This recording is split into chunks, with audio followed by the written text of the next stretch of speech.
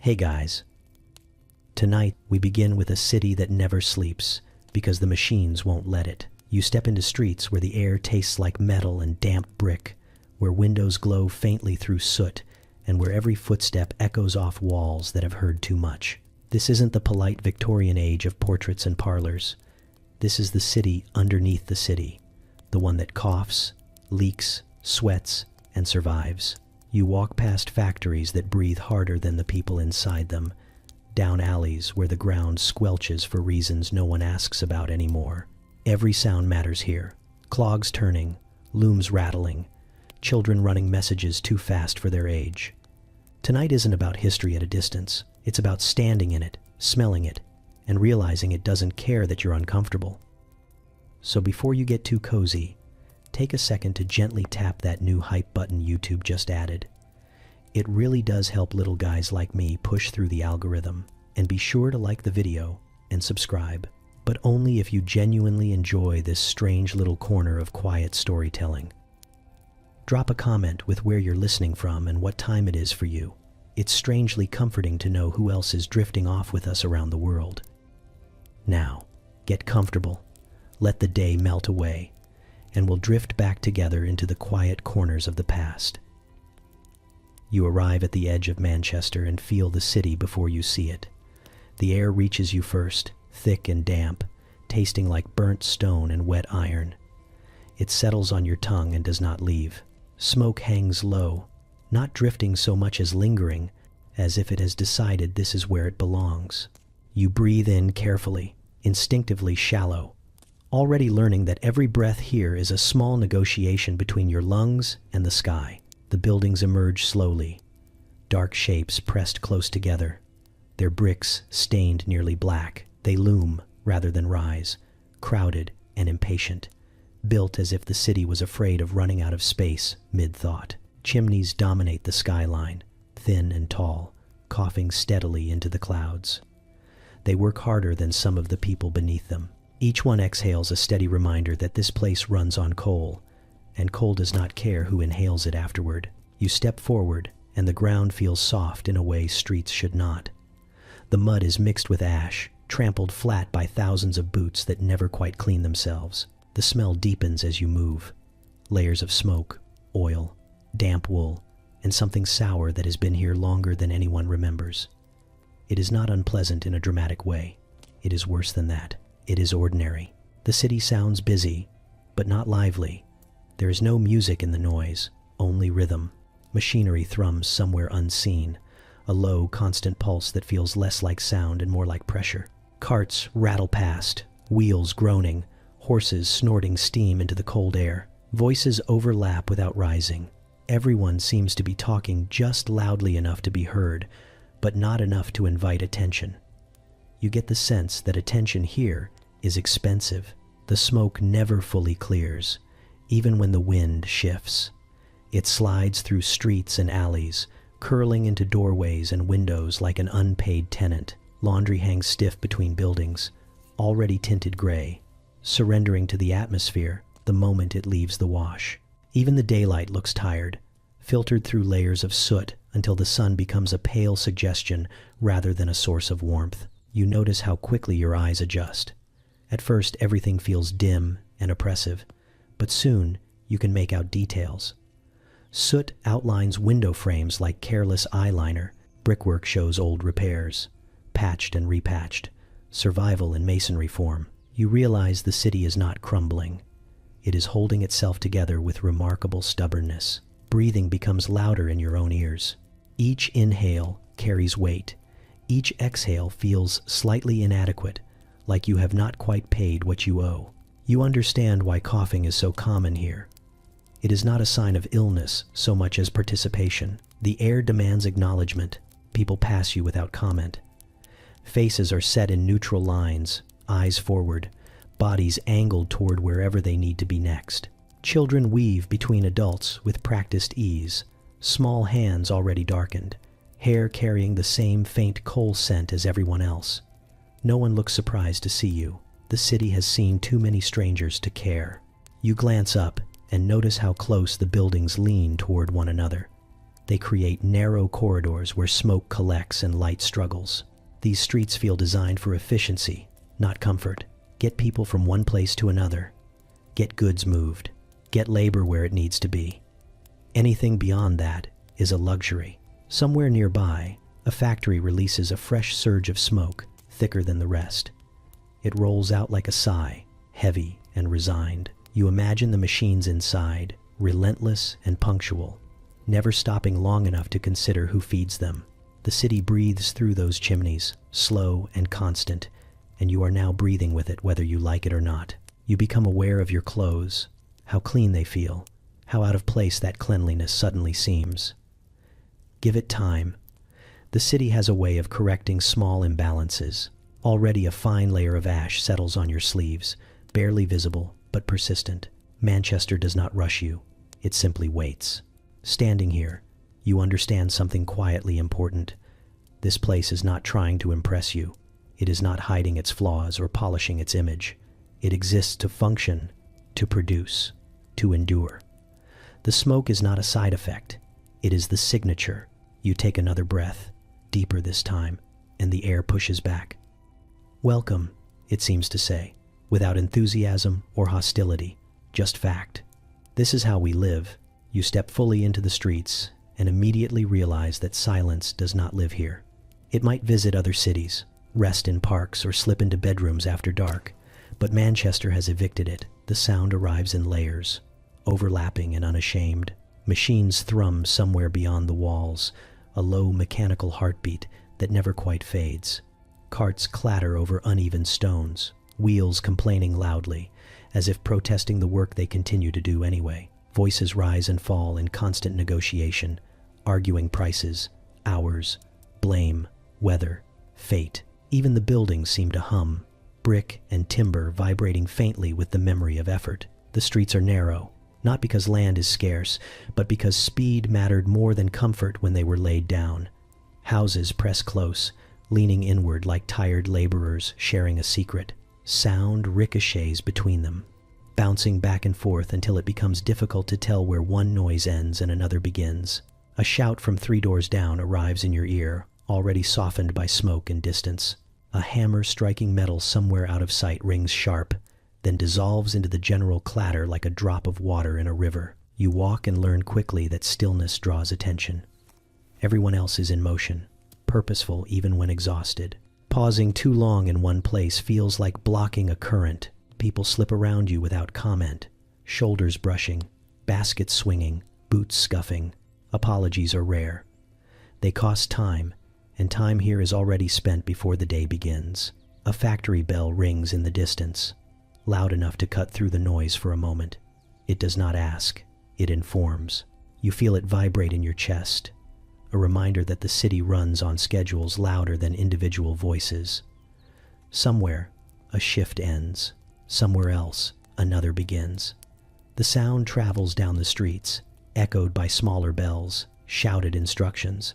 The sudden surge of footsteps moving in the same direction like iron filings toward a magnet. Children dart past you, shouting half-formed jokes, chased by siblings or errands.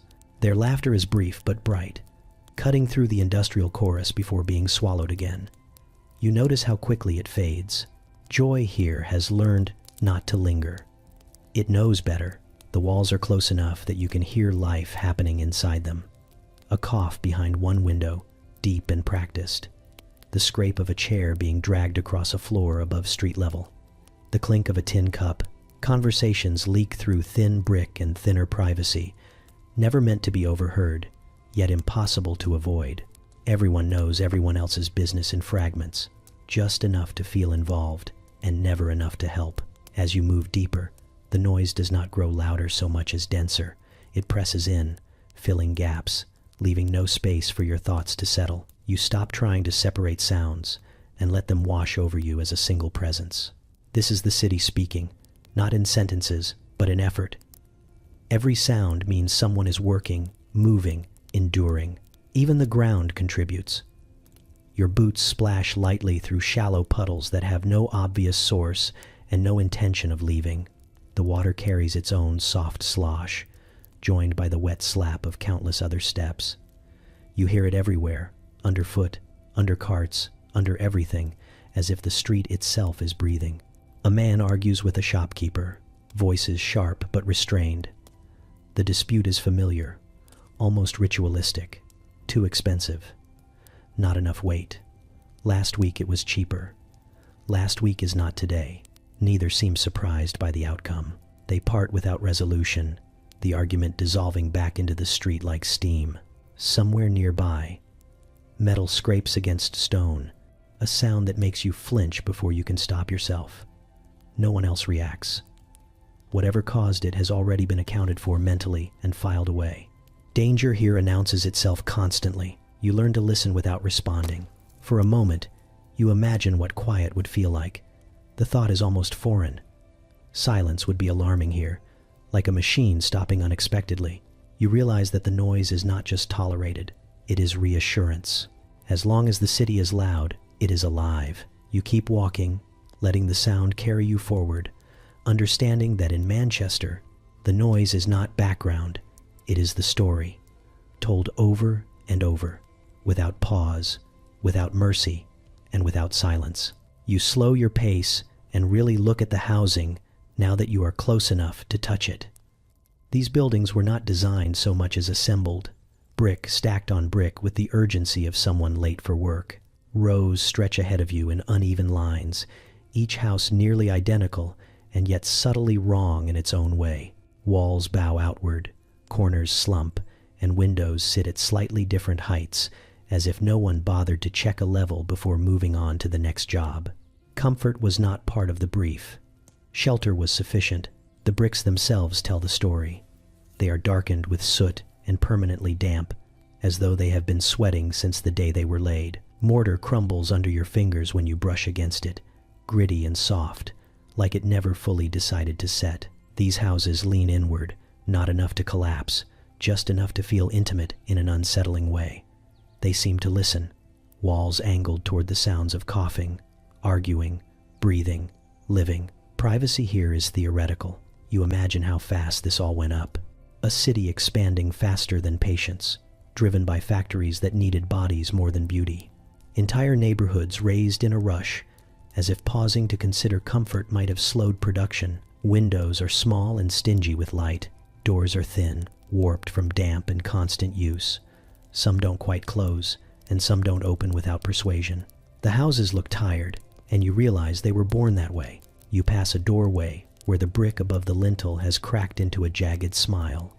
Someone has wedged a scrap of wood into the gap, an improvised solution that has become permanent through repetition.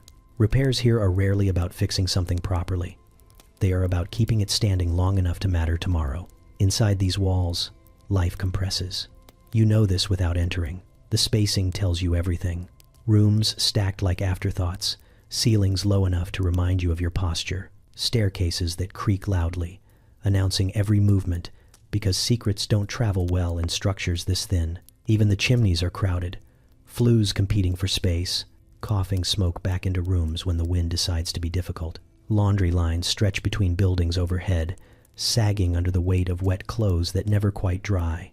Shirts and trousers sway gently, brushing brick, picking up soot as if magnetized. Cleanliness here is temporary and aspirational. The city always has the final say. You notice how close everything is, not just physically, but socially. Houses share walls, floors, ceilings, and problems. You hear someone laugh behind one wall, sharp and brief, immediately followed by a cough that sounds older than it should. Another wall carries the muffled rhythm of a lullaby, sung more to fill the space than to soothe. The buildings absorb these sounds and hold on to them, creating a low background murmur that never entirely stops. These homes were not built for families so much as for occupancy. Whoever needed space took it, and whoever came later adjusted. It is not uncommon for strangers to share walls, beds, even rooms, because square footage here is measured in necessity, not comfort. You realize that the architecture itself encourages endurance. There is nowhere to retreat, nowhere to stretch out fully, nowhere to forget you are part of something crowded and constant. The bricks are cold to the touch, even through gloves.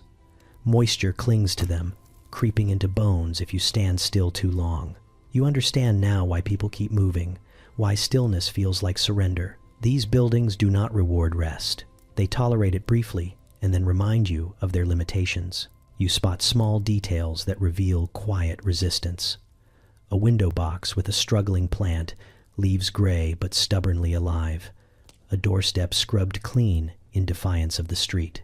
Chalk marks from a child's game fading into the brick, partially erased by rain and time. Tiny declarations that someone tried to make this place theirs, even if only for a moment. Standing there, you grasp the scale of it. This is not one bad house or one unfortunate street. This is an entire city built in a hurry, designed to hold labor rather than lives. The bricks lean inward, listening. Yes, but they also close ranks, keeping everything contained. You move on, carrying the sense that these walls have seen too much and will see more, because they were never meant to be temporary, only sufficient. You follow a narrow passage, and then another, stepping down where the street forgets about you. The ground drops away in uneven stone steps worn smooth by feet that never expected better. Each step takes you farther from daylight and closer to the damp breath of the earth itself. By the time you reach the bottom, the air feels heavier, cooler, and faintly offended by your presence. You have entered the cellars, the rooms beneath respectability, where families live below the level of the street and below the notice of most conversations about progress. The walls sweat constantly. Moisture beads and slides down brick that was never meant to be interior, pooling along the floor in shallow puddles that refuse to dry. Water seeps in through cracks, through mortar, through sheer persistence. No one asks where it comes from anymore. It is simply part of the room, like the smell of damp cloth and boiled food, like the quiet knowledge that everything you own will eventually feel wet. Light arrives reluctantly. A single, small window sits near the ceiling, if there is one at all. Its glass clouded with grime and its view limited to passing boots and the occasional drip from above. Daylight filters down as a gray suggestion, enough to confirm that time is passing but not enough to improve morale. At night, a single candle or oil lamp takes over, casting shadows that cling to corners and make the room feel even smaller. Flames flicker nervously here, aware of how close everything stands. You realize quickly that privacy is a luxury no one remembers owning. The room holds everyone at once. Parents, children, sometimes lodgers who arrived out of necessity and stayed out of habit. Beds are shared, turns are taken, and personal space is a rumor passed down from somewhere cleaner. Conversations happen openly, or not at all. Arguments have an audience. Grief does too. The ceiling hangs low enough that taller adults instinctively duck. Beams run overhead, dark with age and moisture, close enough to feel like they are watching. You understand why people stand slightly hunched here. It is not just the ceiling. It is the awareness that the street is directly above you, with all its noise, waste, and indifference pressing down through layers of brick and dirt. The floor is cold and uneven, sometimes bare earth, sometimes rough stone. Furniture is sparse and practical. A table that wobbles, chairs that have outlived their original purpose but refuse to die. A cooking pot blackened by use, resting near a small fire that warms only those closest to it. Everything smells faintly of smoke and damp, an aroma that settles into clothes and skin until you stop noticing it. Children adapt quickly. They play quietly, inventing games that fit the space, careful not to knock over the lamp or trip into the water. They know where not to step, where the floor gives way slightly, where the drip from above lands hardest. Their laughter is softer here, not because they are sad, but because they have learned volume is negotiable. You hear the street through the ceiling. Footsteps, carts, voices. The constant reminder that life continues just inches above your head. Occasionally something spills, and you flinch instinctively as water or worse seeps down, uninvited. No one reacts much. This happens. Someone wipes the floor. Someone sighs. Life resumes. Illness moves easily in these spaces. Damp air clings to lungs. Coughs echo and linger. Fevers spread without needing introductions. You notice how people sit closer together when someone is unwell, not out of carelessness, but because there is nowhere else to go. Separation requires space, and space does not exist here. Still, there are signs of effort. A cloth hung carefully to block a draft. A shelf wiped clean daily, even though the walls drip beside it. A small picture pinned above a bed, edges curling, offering a reminder that the world is larger than this room. These gestures do not change the conditions, but they change the tone. For a moment, you stand still and let the room settle around you. You feel the weight of the street above, the walls beside you, the people sharing your air. This is not hidden poverty. It is engineered. You climb back toward the steps, knowing that for many, this descent is not a visit, but a return, repeated every day, into rooms where survival is practiced quietly and dignity lives wherever it can find space. You step into a room that tries to be everything at once and succeeds only because it has no alternative. It is a bedroom, kitchen, sick room, nursery, dining area, and sometimes a place for strangers to sleep if they can pay a few coins and don't ask questions. The air is warm in a stale way, thick with breath and boiled food, and the faint medicinal bite of something meant to help but rarely does. This single space holds more lives than it should, and it knows it. Parents sit close to the walls, not out of politeness, but strategy. Children cluster near the center, moving carefully around furniture that has memorized every bruise it has ever caused. A lodger occupies a corner, boots tucked beneath a chair, belongings reduced to what fits in a sack. Everyone shares the same light, the same air, the same understanding that nothing here belongs entirely to anyone. Every object pulls double duty. The table is for meals, mending, sorting coins, and laying someone down when they feel faint. Chairs are seats, shelves, and sometimes cribs if you stack coats and hope for the best. The bed is not singular. It is rotated through, claimed in shifts, widened by necessity and narrowed by reality. Someone is always sleeping, waking, or wishing they could. Even the floor works overtime. During the day it catches crumbs, spilled water, and children who move faster than balance allows. At night it becomes a mattress for whoever did not make it into a bed, wrapped in coats, using a rolled sleeve as a pillow. It is never quite clean, but it is never abandoned either. Illness is treated like an uninvited but familiar guest. A cough echoes from one corner, answered by another, until it becomes a sort of grim conversation. Someone lies still under a thin blanket, forehead damp, eyes half open. There is concern, yes, but also routine. When space is limited, sympathy learns to coexist with practicality. The sick are tended to without ceremony, because there is no room for drama. You notice how little noise there is for a space this full. Voices stay low. Movement is careful. Everyone knows exactly where their body can go without colliding with someone else's. Children learn this early. They grow up fluent in avoidance, stepping around adults with practiced grace, learning which boards creak and which corners belong to whom. Food is prepared close to everything else. A pot simmers near the wall, watched constantly because a fire here is not a metaphor. It is a deadline. The smell of cabbage and bread fills the room, heavy but comforting in its way. Meals are simple and shared, portions divided with quiet precision. No one reaches too quickly. No one needs to be told the rules. Clothing hangs wherever it can. Lines stretch across the ceiling. Coats drape over chair backs.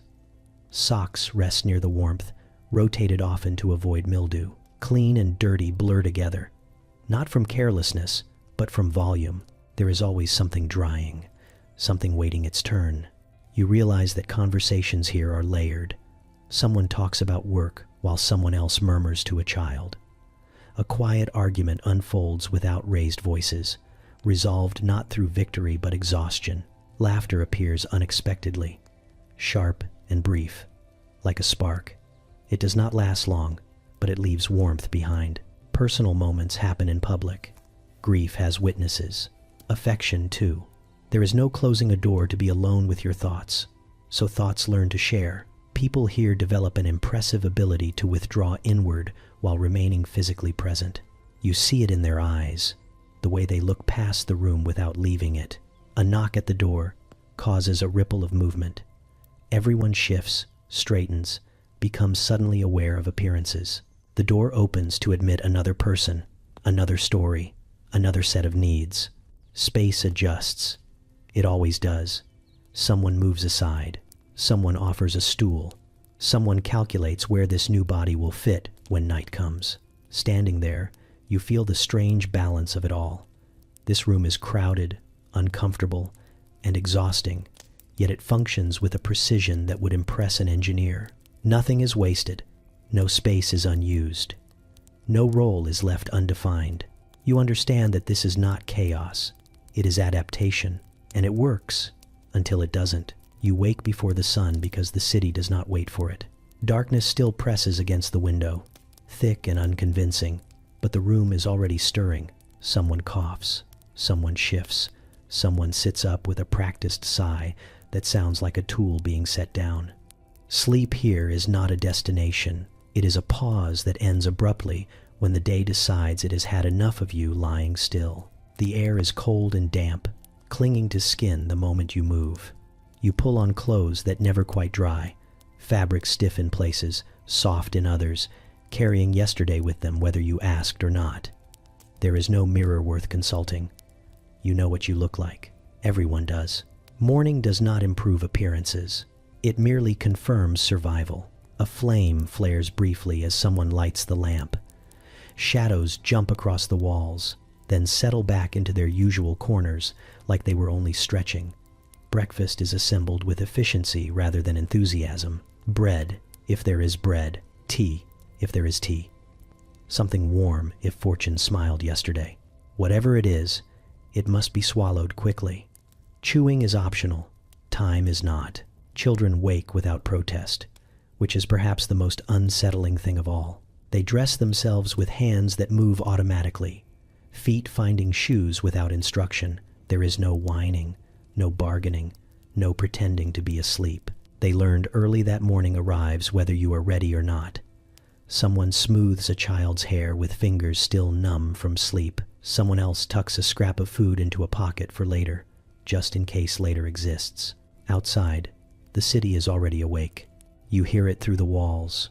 The low mechanical murmur that never truly stopped, only softened enough to let you pretend you slept. Somewhere nearby, a factory whistle cuts through the dark, sharp and commanding. It does not suggest, it declares. Another answers in the distance, then another, until the sound ripples across the streets, pulling bodies toward doors like an invisible tide. You step outside and the cold greets you without ceremony. The street is slick, reflecting faint lamplight in dull streaks. Figures move through the gloom, heads down, breath visible, all heading in roughly the same direction. No one greets anyone. There is no time for it, and besides, you will see the same faces again soon enough. Familiarity here does not require acknowledgement. The walk to work begins before the day has officially arrived. You move past shuttered shops and dark windows, past buildings that seem half asleep themselves. Smoke already curls from chimneys, eager and impatient. The smell of coal is strongest in the morning, fresh and assertive, like the city clearing its throat. You pass a woman balancing a tin pail, careful with each step. A man adjusts a cap pulled low over his eyes, squinting against the dark. Children walk in small clusters, quieter now, conserving energy for the hours ahead. Someone hums under their breath, a tune cut short when another whistle sounds. Breakfast settles uneasily. Whatever you manage to eat feels more like an idea than a meal, but it is enough to keep you upright for now. Hunger is a familiar companion, not an emergency. It walks beside you patiently, reminding you of itself without demanding attention. As you near the factory gates, the crowd thickens. The building looms ahead, windows glowing faintly, machines already awake inside. You feel the shift before it happens, the moment when the street hands you over to the rhythm of work. Voices drop, movements sharpen, everyone adjusts their pace instinctively, matching the pull of the entrance. The sky begins to lighten, almost as an afterthought. A thin gray creeps in at the edges, just enough to reveal the city's shape without improving its mood. Dawn here is not celebrated. It is tolerated. The day does not begin with birdsong or sunlight. It begins with obligation. You take one last breath of outside air, heavy as it is, before stepping forward. Morning has done its job. It got you here. You move with the crowd as if the street itself has decided on a direction and everyone is simply obeying. The flow is steady and quiet, A human current drawn toward the same dark mouth of the mill. Boots scrape, soles slap against damp stone, breath fogs briefly and vanishes. No one speaks unless necessary, and even then it is done sparingly, like spending coins you might need later. Children keep pace without complaint. They walk with the seriousness of adults who have misplaced their childhood somewhere between home and the factory gate. Small hands are tucked into sleeves, shoulders hunched against the cold, eyes fixed forward. No one has to tell them where they are going. The route has been memorized by repetition, each turn familiar enough to navigate half asleep. Adults stare ahead, faces set in expressions that are not angry so much as economical. Emotion costs energy, and energy is required elsewhere. You notice how bodies move efficiently, arms close to sides, steps measured, nothing wasted. Even the way people avoid puddles is practiced. A slight shift here, a careful hop there, all done without breaking stride. The city watches you go.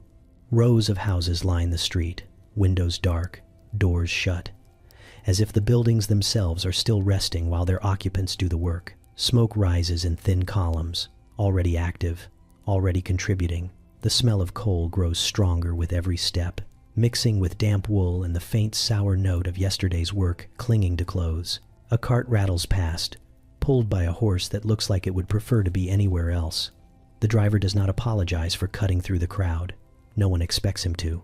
You step aside automatically, then fall back into line, the rhythm unbroken. The street absorbs interruptions and moves on. You pass a corner where two streets meet, and the crowd thickens as more people join, folding in seamlessly.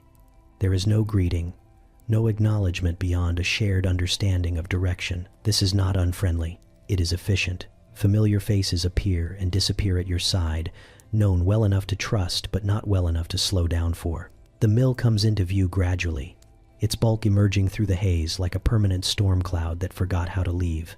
Windows glow faintly despite the lingering dark, squares of dull light hinting at motion inside. You can feel it before you reach it. A subtle vibration underfoot, the low, constant thrum of machinery that never fully sleeps. It pulls at you, not physically, but mentally, the way a schedule pulls at a clock. Children glance up at the building briefly, then look away. They have learned not to stare. Adults do not look at it at all. Their focus narrows to the gate, the entrance, the place where the street ends and the shift begins.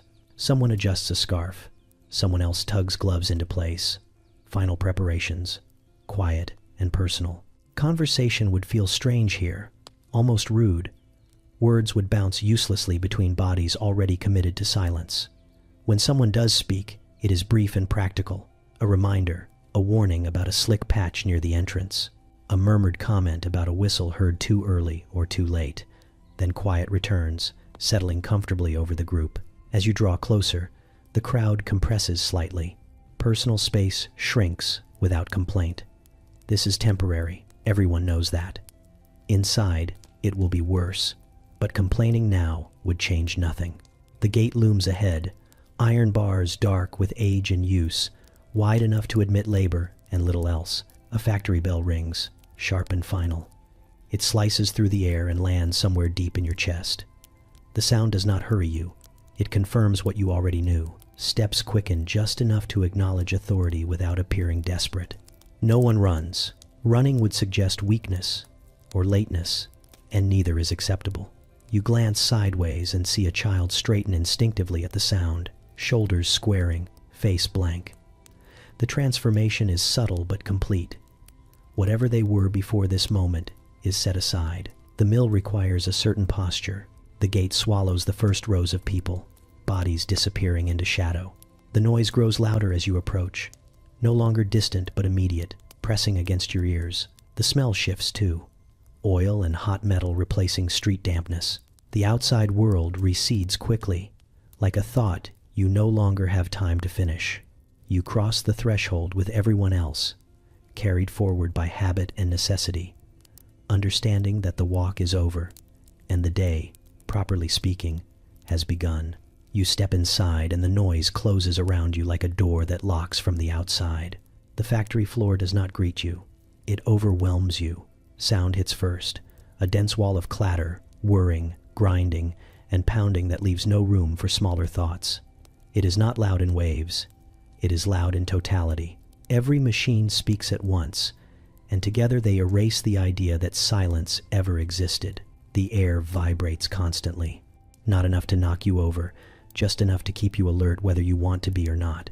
Your chest hums faintly in response, as if your body is trying to match the frequency of the place. Conversation is impossible here without shouting, and shouting feels pointless.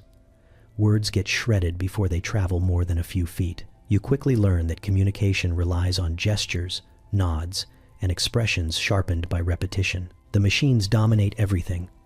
Rows of them stretch across the floor, belts spinning, arms jerking, wheels turning with unwavering confidence. They do not rush. They do not slow. They simply continue, patient and indifferent, as though they expect you to fail before they ever do. Oil coats their surfaces, catching the dim light and throwing it back in dull reflections. Heat radiates outward, mingling with the smell of metal, grease, and cotton dust until it becomes its own atmosphere. You notice how human bodies arrange themselves around this mechanical landscape. People stand where the machines allow them to stand, move when the machines permit movement, rest only when the rhythm briefly loosens its grip. Arms reach, hands tie, fingers dart in and out of danger zones with practiced precision. The body adapts quickly when it must. Shoulders hunch just enough to avoid beams. Feet plant wide for balance on vibrating floors. Ears learn to filter out pain. Children work here too, and you see immediately why. Their small size fits the gaps the machines leave behind. They slip beneath frames, reach into narrow spaces, move fast enough to avoid disaster most of the time. Their faces are serious, eyes alert, attention stretched tight. There is no room for wandering thoughts.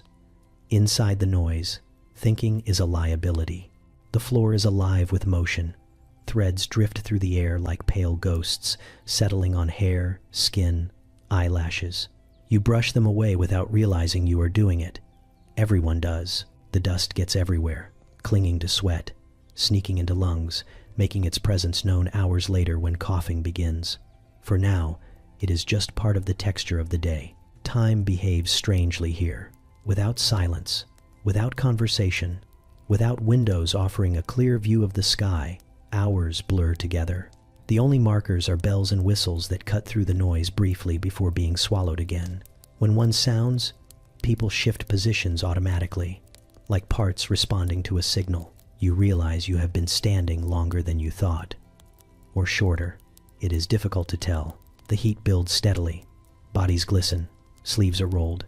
Collars loosened where possible. Sweat drips unnoticed. Stopping to wipe your face would mean losing pace, and pace matters. The machines expect a certain speed, and falling behind draws attention you would rather avoid. Supervisors move along the edges, watching for disruptions in flow, eyes trained on output rather than faces. Accidents happen quietly at first. A sharp intake of breath, a sudden stillness. Then movement resumes around the gap left behind. Someone is guided away. Someone else steps in. The machine does not pause long enough to acknowledge the exchange. You understand quickly that survival here depends on blending into the rhythm, not resisting it. Despite everything, there is a strange order to the chaos. Each person knows their place, their motion, their responsibility. The noise, overwhelming as it is, becomes a kind of map. You recognize changes in pitch, shifts in tempo, warning signs embedded in the roar. Your body listens even when your mind cannot. There is humor here too, dark and fleeting. A raised eyebrow when a machine coughs like an old man. A smirk exchanged when a supervisor misjudges a belt and jumps back just in time. These moments pass quickly, swallowed by sound, but they matter. They remind you that the machines have not entirely won. You work because stopping would be louder than continuing. You move because stillness would draw the wrong kind of attention. Inside the noise, you do not think about the day ending or the world outside these walls. You think about hands, timing, distance, and the noise thinks for you. You notice the children once you stop trying not to. At first, they blend into the machinery, small shapes moving where the machines leave gaps, sleeves rolled, hair tied back, or simply cut short enough not to matter. Then you see how often adults step aside to let them through. How hands gesture them forward into spaces no grown body fits anymore. Their size is not a vulnerability here. It is a qualification. They move fast because they have to. Speed matters more than safety, and safety has never been clearly defined anyway. A small hand darts between spinning parts to clear a snag before it becomes a problem. A narrow shoulder slips under a frame to retrieve something dropped. A child crawls where an adult would hesitate, knees and palms already hardened by repetition. The machines do not slow for them. The machines never slow. You watch a boy, no older than 10, judge distance and timing with the seriousness of someone twice his age. His face is calm, focused, utterly unchildlike. He does not look at the machine as something dangerous. He looks at it as something to be managed, like weather or hunger. When he pulls his hand back just in time, there is no celebration, no visible relief. That is simply how it is done. Growing up here is postponed indefinitely, not because childhood lasts longer, but because adulthood arrives too early and never quite settles. These children learn responsibility before they learn how to play properly. Their games are folded into work. Who can move fastest without drawing attention? Who can clear more tangles before the supervisor looks over? Who can keep going the longest without stopping to cough? They communicate with glances and quick gestures, a shared language shaped by noise and urgency. Words would slow them down. You see one child tap another's elbow sharply, a warning passed faster than speech. A nod answers. The problem is handled. The belt keeps moving. Their hands tell the story better than their faces. Fingers are nicked and scarred, nails darkened, skin toughened in places it should not be. These hands are too small for the work they do, which is exactly why they are here.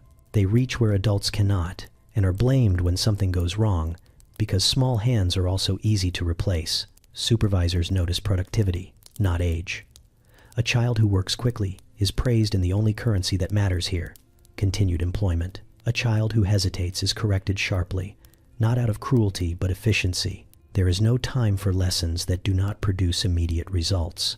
Fear is considered a delay. You see moments that almost resemble kindness. An older worker positions himself slightly closer to a dangerous machine when a child is assigned nearby, not to protect them directly, but to shorten the distance help would need to travel. A girl is handed a rag to wrap around a sore wrist, the gesture quick and wordless. These acts are subtle, easily missed, but they happen. They are the closest thing to care the floor allows. The noise does not discriminate. It presses into small ears just as forcefully as large ones. Children learn to read lips, to sense changes in vibration, to feel when something is about to go wrong through their feet. Their awareness is sharp and constant. Daydreaming is a liability they cannot afford. You catch a flash of something else now and then. A grin exchanged when a task is completed smoothly. A brief mock bow when someone narrowly avoids trouble. Humor survives here, stripped down and practical. Like everything else, it does not distract. It sustains. There is a moment when a machine jerks unexpectedly and a child freezes, eyes wide for just a fraction of a second. The belt passes. The danger moves on. Work resumes. That pause is so brief you almost miss it. It is enough. You realize that for these children, the factory floor is not a temporary hardship on the way to something better. It is the landscape of their development. They grow into the rhythm, their bodies shaped by it, their instincts tuned to its demands. Education happens in motion. Maturity is measured in endurance. When the bell eventually rings and the shift loosens its grip, they do not cheer. They simply move on to the next requirement of the day, carrying their small hands with them, already preparing to use them again tomorrow. Time stops behaving like something you can count once the bells take over. Inside the mill, hours are not measured by clocks or light or hunger, but by sharp interruptions that slice through the noise and tell you what you are allowed to do next. A whistle screams, and the floor shifts almost instantly. Bodies adjust without discussion. Hands pause, then resume. Another bell rings later, or earlier, it is hard to tell, and suddenly you are permitted to breathe differently. Rest exists here, technically. It arrives on schedule, announced loudly, enforced strictly, and rationed carefully. When the signal comes, You do not feel relief so much as permission to notice how tired you already are. Muscles ache the moment they are allowed to. Backs straighten with effort. Hands flex slowly, testing themselves like tools taken briefly off the line. You sit where you can, stand where you must, and eat whatever you brought without savoring it because the next bell is already approaching. Exhaustion is assumed. It is built into the system like oil in the gears. No one asks if you are tired. The question would make no sense. You are tired because the work requires it. The machines expect it. The schedule depends on it. Anything less would suggest inefficiency. The bells do not negotiate. They arrive when they arrive, indifferent to your internal sense of time. You may feel like only minutes have passed, or like you have lived several small lifetimes since the last signal, but the bell does not care. It rings anyway, and that sound overrides everything else, even the machines, if only for a heartbeat. In that instant, you feel the power it holds. Then the noise swallows it again, and the day continues. Mistakes are punished not by shouting so much as by momentum. If you fall behind, the line does not wait. If you misjudge timing, the machine does not forgive. Consequences arrive immediately, physical and obvious. A snapped thread means more work. A missed step means pain.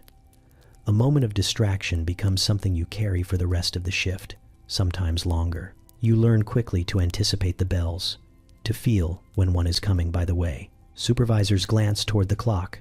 By the subtle tightening of movement around you, people begin to rush slightly before the sound. Trying to finish a task before permission to stop or start changes the rules.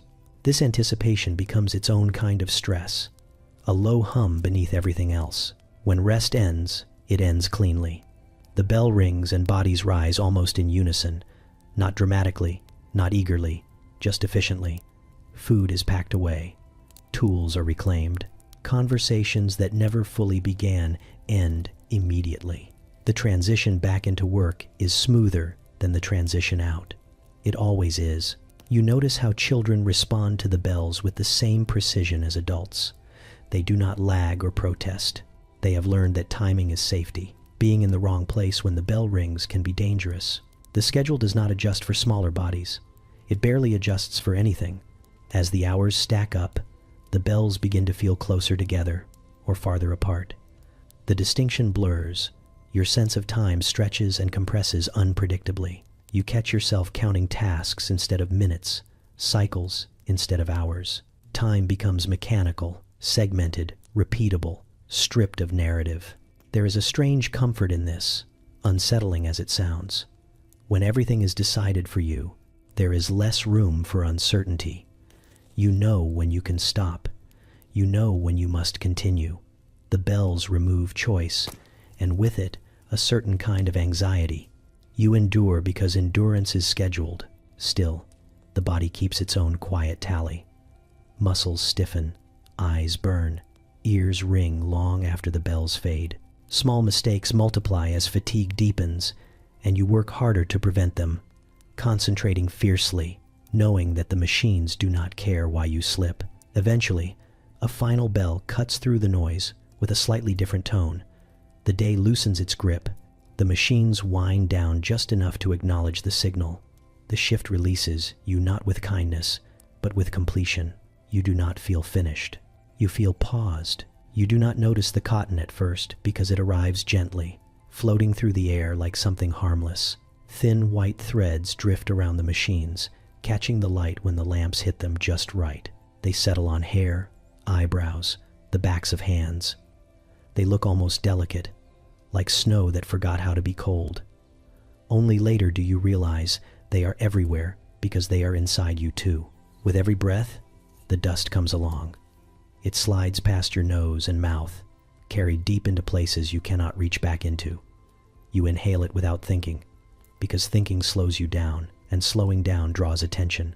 The air tastes faintly sweet at first, then dry, then flat. After a while, you stop tasting it at all. Your lungs accept the intrusion with quiet resignation. Coughing surrounds you constantly. It comes in different rhythms and tones, some sharp and sudden, others deep and rattling, like something loose trying to escape. No one looks up when it happens. A cough here is not an alarm. It is punctuation. The machines roar on, indifferent, their steady clatter swallowing the sound almost as soon as it appears. You cough too, eventually. At first you try to do it quietly, turning your head, covering your mouth with your sleeve. It feels polite, unnecessary but polite. Later, you stop bothering. The noise does not matter. Everyone else is doing it, and no one is keeping count. The factory has taught you that discomfort is not noteworthy unless it stops production. The dust clings to sweat and skin, working its way into every crease. When you wipe your face, your hand comes away grayish white, like you have aged suddenly. It settles into clothes and refuses to leave, even when washed. You will carry it home with you, into beds and meals and conversations. A small part of the mill that insists on joining your life outside these walls. You notice how the children breathe differently. Shorter breaths, quicker, as if their bodies instinctively know to limit exposure. It does not help much. Their coughs are lighter for now, almost playful in comparison, but they are learning the sound. It will deepen with time. Everything does. Supervisors speak about dust the way they speak about weather. It is unfortunate, unavoidable, and no one's fault. Windows are cracked open when possible, though the outside air is hardly an improvement. Fans move the dust around more than they remove it. You learn not to stand directly beneath the drifting clouds when bales are handled, but avoidance only goes so far. The air belongs to the cotton now. Your chest tightens as the hours pass. Breathing becomes a conscious act for a while, then fades back into habit. You feel the urge to cough rise and fall, suppressed until it cannot be ignored. When it finally breaks free, it comes with a sharp sting, followed by a brief sense of relief that does not last. You think about how strange it is that something so soft can be so persistent. Cotton dresses the world, fills homes, lines pockets. Here, it coats lungs and throats, invisible once it settles in. The contradiction feels almost intentional, like a joke the factory tells without smiling. At rest breaks, you swallow tea or water, hoping to wash the dust down. It helps for a moment, then the air reasserts itself. Conversations, when they happen, are punctuated by coughs that interrupt sentences without apology. No one waits for them to pass. Words continue around them, practiced and efficient. By the end of the shift, your throat burns faintly, a reminder that the day has left its mark. You clear it once more before heading toward the exit, joining the chorus one last time. Outside, the air feels heavier but different, the smoke familiar, the cotton less visible. You breathe deeply out of habit and then stop yourself, unsure which air is kinder. The coughing follows you out anyway. It always does. You learn quickly that accidents here do not arrive with drama. They happen mid-motion, folded into the rhythm of the floor, brief disruptions rather than defining events. A hand slips, a sleeve catches, a foot misjudges a patch of oil. The machine reacts the only way it knows how, by continuing. Sound does not change. The belts do not pause out of respect. At first you freeze when it happens. Someone yelps, sharp and involuntary, and for half a second your body wants to stop, to look, to understand. Then you notice that everyone else has already adjusted. A supervisor appears from nowhere, gestures sharply. Two workers guide the injured person away with practiced efficiency. One arm under the shoulder, another hand already pressing cloth against skin. Blood darkens fabric quickly, bright against the gray and white of the floor, startling only if you let yourself notice it. You do not let yourself notice it for long. The line slows just enough to accommodate the gap, then closes it. Another person steps forward. Sometimes it is the next worker in sequence. Sometimes it is someone smaller, quicker, easier to fit into the space without rearranging too much.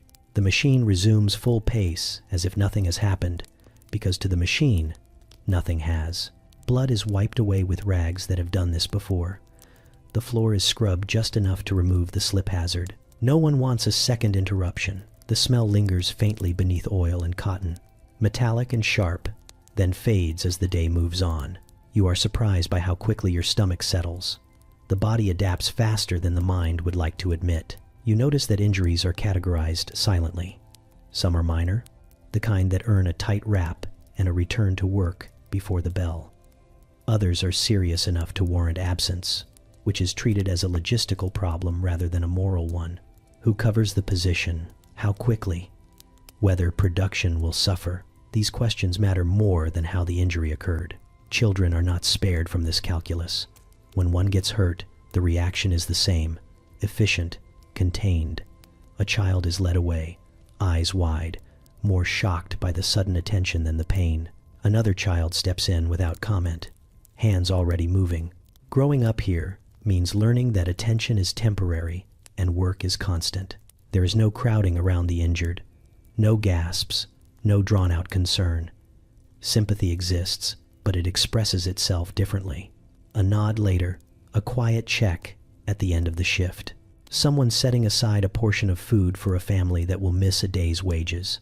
These are small gestures, easily overlooked, but they are how care survives in a place that does not reward it openly.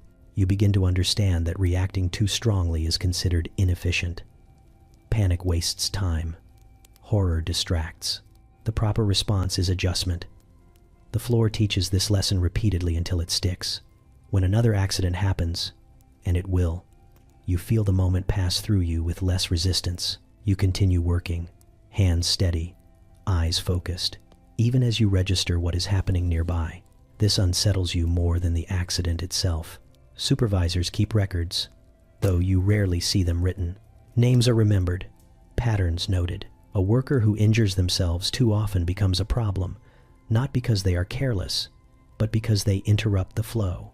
The unspoken rule is simple: you are valuable as long as you can keep up. There is a dark humor that surfaces around injuries, quick and sharp, shared only when the machines are loud enough to cover it.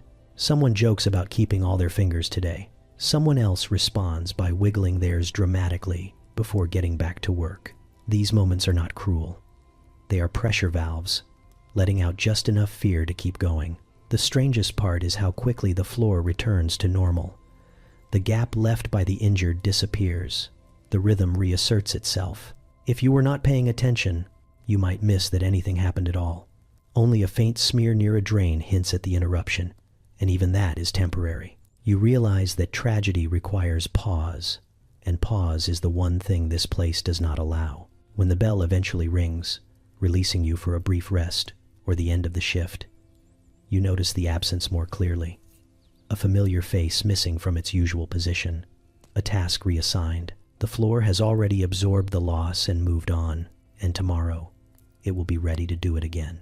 You sit at the table with the coins spread out before you, small, dull circles catching the light like they are trying to look more important than they are. This is the part of the day that feels almost quiet, not because it is peaceful, but because the noise has moved inside your head. The arithmetic begins whether you invite it or not. You count carefully, not because the sum will change, but because hope is stubborn. Fingers slide coins into little piles, rent in one, food in another, coal in a third that already looks dangerously thin. You know the order by heart. Rent first, always. A roof, even a bad one, outranks everything else.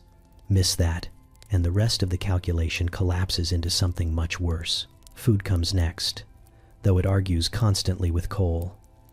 You can eat less, stretch meals thinner, pretend hunger is a personality trait. Cold is harder to negotiate with. Coal keeps the damp from settling too deep into bones, keeps water from freezing in buckets, keeps illness from finding an easier way in. You stare at the piles and rearrange them, shaving a coin from one to bolster another, pretending this is strategy and not surrender. There is a strange intimacy to this ritual.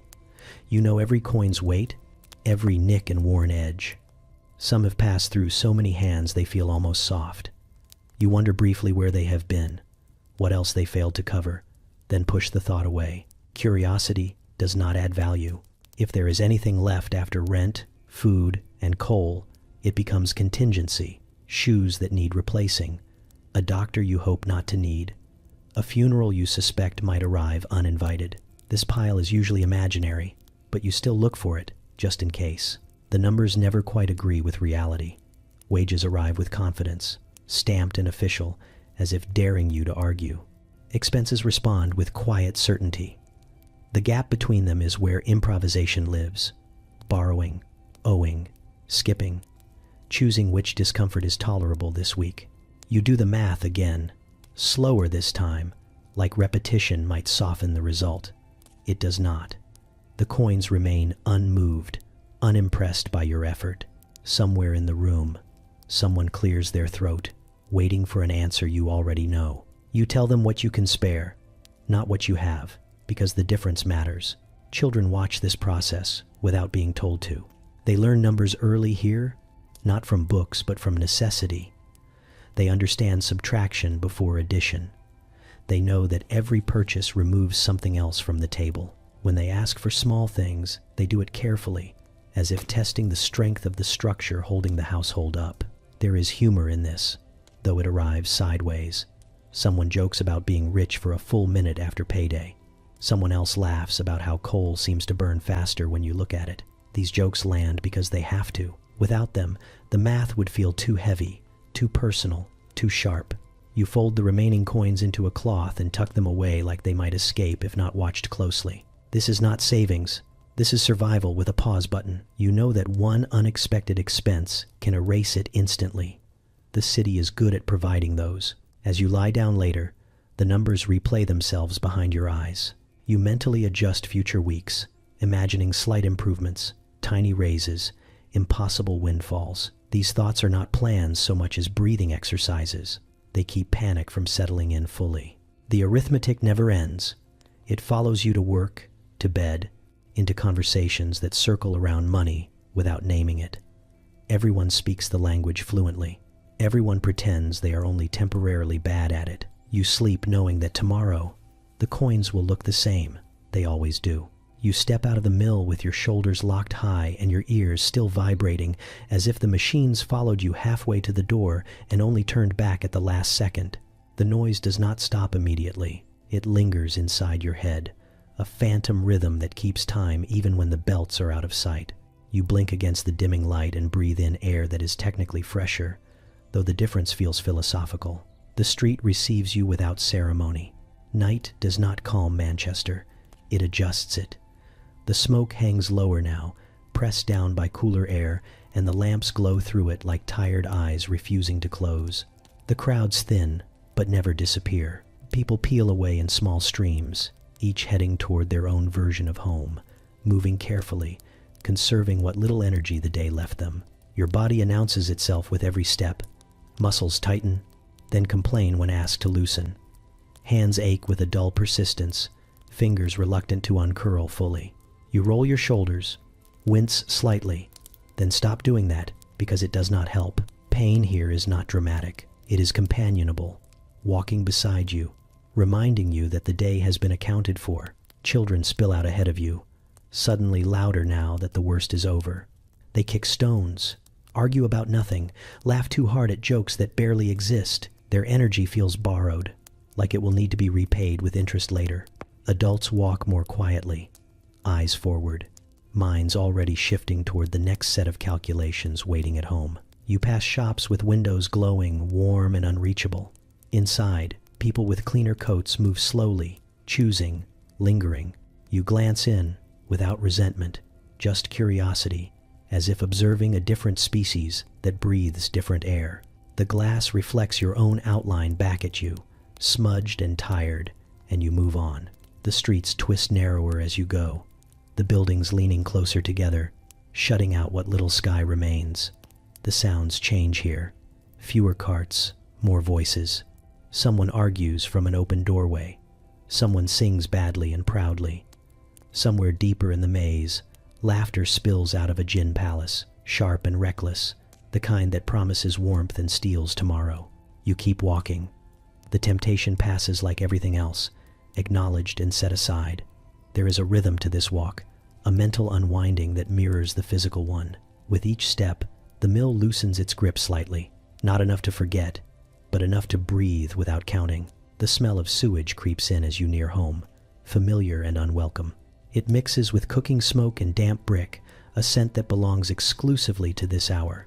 You step around puddles that reflect the lamps in broken pieces, careful where you place your feet. A misstep now would feel personal. Neighbors appear in doorways, silhouettes framed by weak light. Nods are exchanged, brief and efficient. No one asks about your day. They already know. The question would be redundant. By the time you reach your building, your ears have mostly stopped ringing, replaced by a quieter ache. The city hums on around you, never fully sleeping, never fully awake. Somewhere nearby, a factory whistle sounds for another shift, another group beginning their own long day, while yours winds down. You pause at the door for just a moment, hand resting against the worn wood. This threshold marks a small but important transition. Inside waits a different set of pressures, softer but no less real. Outside, the street continues, without you. You step in and close the door behind you, carrying the city with you anyway. You pass the gin palaces like they are beacons designed specifically to test your will. Their windows glow warmer than anything else on the street, amber light spilling out onto wet cobblestones, promising heat, laughter, and the temporary forgetting of facts. Inside, you can see bodies pressed close, faces flushed, hands wrapped around small glasses that catch the light like treasure. The door opens and closes constantly, releasing bursts of sound and smell. Laughter tumbles out first, loud and unfiltered, followed by the sharp sweetness of alcohol and sweat. Someone staggers into the street, smiling at nothing in particular, then disappears into the dark again, pulled back inside by friends or gravity. The place looks alive in a way the factories never do, animated by choice rather than obligation. You slow your pace without meaning to. It happens automatically, like your body knows where warmth lives and wants to confirm it still exists. The cold seeps through your boots and reminds you that coal is rationed, not generous. Your shoulders ache, your hands still hum faintly, and the idea of sitting somewhere bright and loud feels almost medicinal. Inside, the relief is immediate. You know this without stepping through the door because you have done it before. The first drink loosens something tight behind your eyes. The second convinces you that tomorrow is a problem for a different version of yourself. The third rearranges priorities entirely. For a brief, shimmering stretch of time, the mill fades into something distant and manageable, like a story you once heard about someone else. The Gin Palace does not pretend to be a solution. It offers escape, not repair. The floors are sticky, the air thick, the jokes repetitive. But no one asks you to plan or calculate or endure. Here, you are allowed to react, to laugh too loud, to complain without fixing anything, to feel like the day ended somewhere other than exhaustion. You watch faces through the glass, men and women who look lighter than they did outside, unburdened for the price of a few coins. Someone sings badly and is applauded for it. Someone else leans against the bar, eyes half closed, absorbing the noise like heat from a fire. It looks easy. It always does. You also know what waits outside. The walk home does not shorten because of gin. The room does not grow larger or warmer. The coins you counted earlier do not multiply in your pocket. Tomorrow's bell does not ring later out of sympathy. The relief expires quickly, and the cost lingers longer than advertised. There is humor in this too, dark and familiar. Someone once said the gin helps you forget how poor you are until you wake up even poorer. The joke lands because it is accurate. Laughter inside those walls is real, but it borrows against the future. Interest is collected promptly. You stand there longer than necessary, letting the light wash over you without stepping into it. This is a kind of compromise, tasting the promise without swallowing it. The street around you continues its own business. Someone bumps past, heading in with determination. Someone else stumbles out, already negotiating with the consequences. The Gin Palace does not judge. It waits. It will be there tomorrow, glowing patiently, offering the same deal. It survives because the city keeps producing reasons to need it. You move on, the warmth fading behind you, replaced by the cooler, steadier dark. The decision settles into your body with a mix of relief and disappointment, both familiar. You tell yourself it is better this way tonight. You tell yourself many things. Some of them are even true. As you walk, the laughter muffles, then disappears entirely. The street narrows, the light dims, and the city resumes its quieter tone. The Gin Palace becomes just another window behind you, another option deferred. You keep going, carrying your exhaustion with you, sober and intact, knowing that escape is always nearby, glowing softly, waiting for a night when you decide the cost is worth it. You come to understand that drink here is not a vice so much as a tool. It sits alongside bread and coal in the mental inventory, not celebrated, not defended, simply accounted for. People speak of it the way they speak of liniment or warm water, something that takes the edge off what cannot be fixed. When bodies hurt and thoughts linger too long, a glass offers a kind of temporary edit. You watch it administered carefully at first. A small pour after a long shift. A measured swallow before bed. Someone explains that it helps with sleep, with aches, with the way the day replays itself uninvited once the lights are low. No one claims it cures anything. That would be dishonest. They say it quiets things. That is closer to the truth. Hunger softens under its influence, becoming less demanding, more abstract. Pain retreats to a distance where it can be ignored for a while. Memory blurs at the edges, not erased, just smudged enough to make room for rest. The relief is real and immediate, which is why it spreads so easily from hand to hand, from night to night. You notice how often it appears in places where other comforts do not. A bottle passed quietly in a cellar room, a shared glass after a child finally falls asleep, a swallow taken standing up because there is nowhere to sit. It is efficient. It does not require space or preparation. It fits into gaps. There is humor in how openly people acknowledge its limits. Someone jokes that the drink is the only doctor who never asks questions. Another says it cures everything except tomorrow morning. Laughter follows, brief and knowing. These jokes are not advertisements. They are disclaimers. You see the other side too. The way one glass becomes two, then a habit disguised as routine. The way voices grow louder, then sloppier. The way relief turns into dependence without announcing the change. No one plans this. It happens the way damp spreads through walls, quietly, persistently. Children learn the rules early. They fetch bottles without comment. They know which adults drink to soften pain and which drink to disappear. The difference is subtle but important. One kind returns, the other lingers. There is no moral lecture attached to any of this. Judgment requires energy, and energy is scarce. People notice patterns, not sins. If someone drinks too much, the concern is practical. Will they make it to work? Will they spend the rent? Will they fall and hurt themselves where no one can see? These are the calculations that matter. You try it yourself, eventually. Not out of desperation, but out of curiosity. The first warmth spreads quickly, loosening muscles you forgot were clenched. The second drink smooths the noise in your head, turning sharp thoughts into dull shapes that drift past without snagging. For a moment, the city feels farther away, less personal. You understand immediately why this works.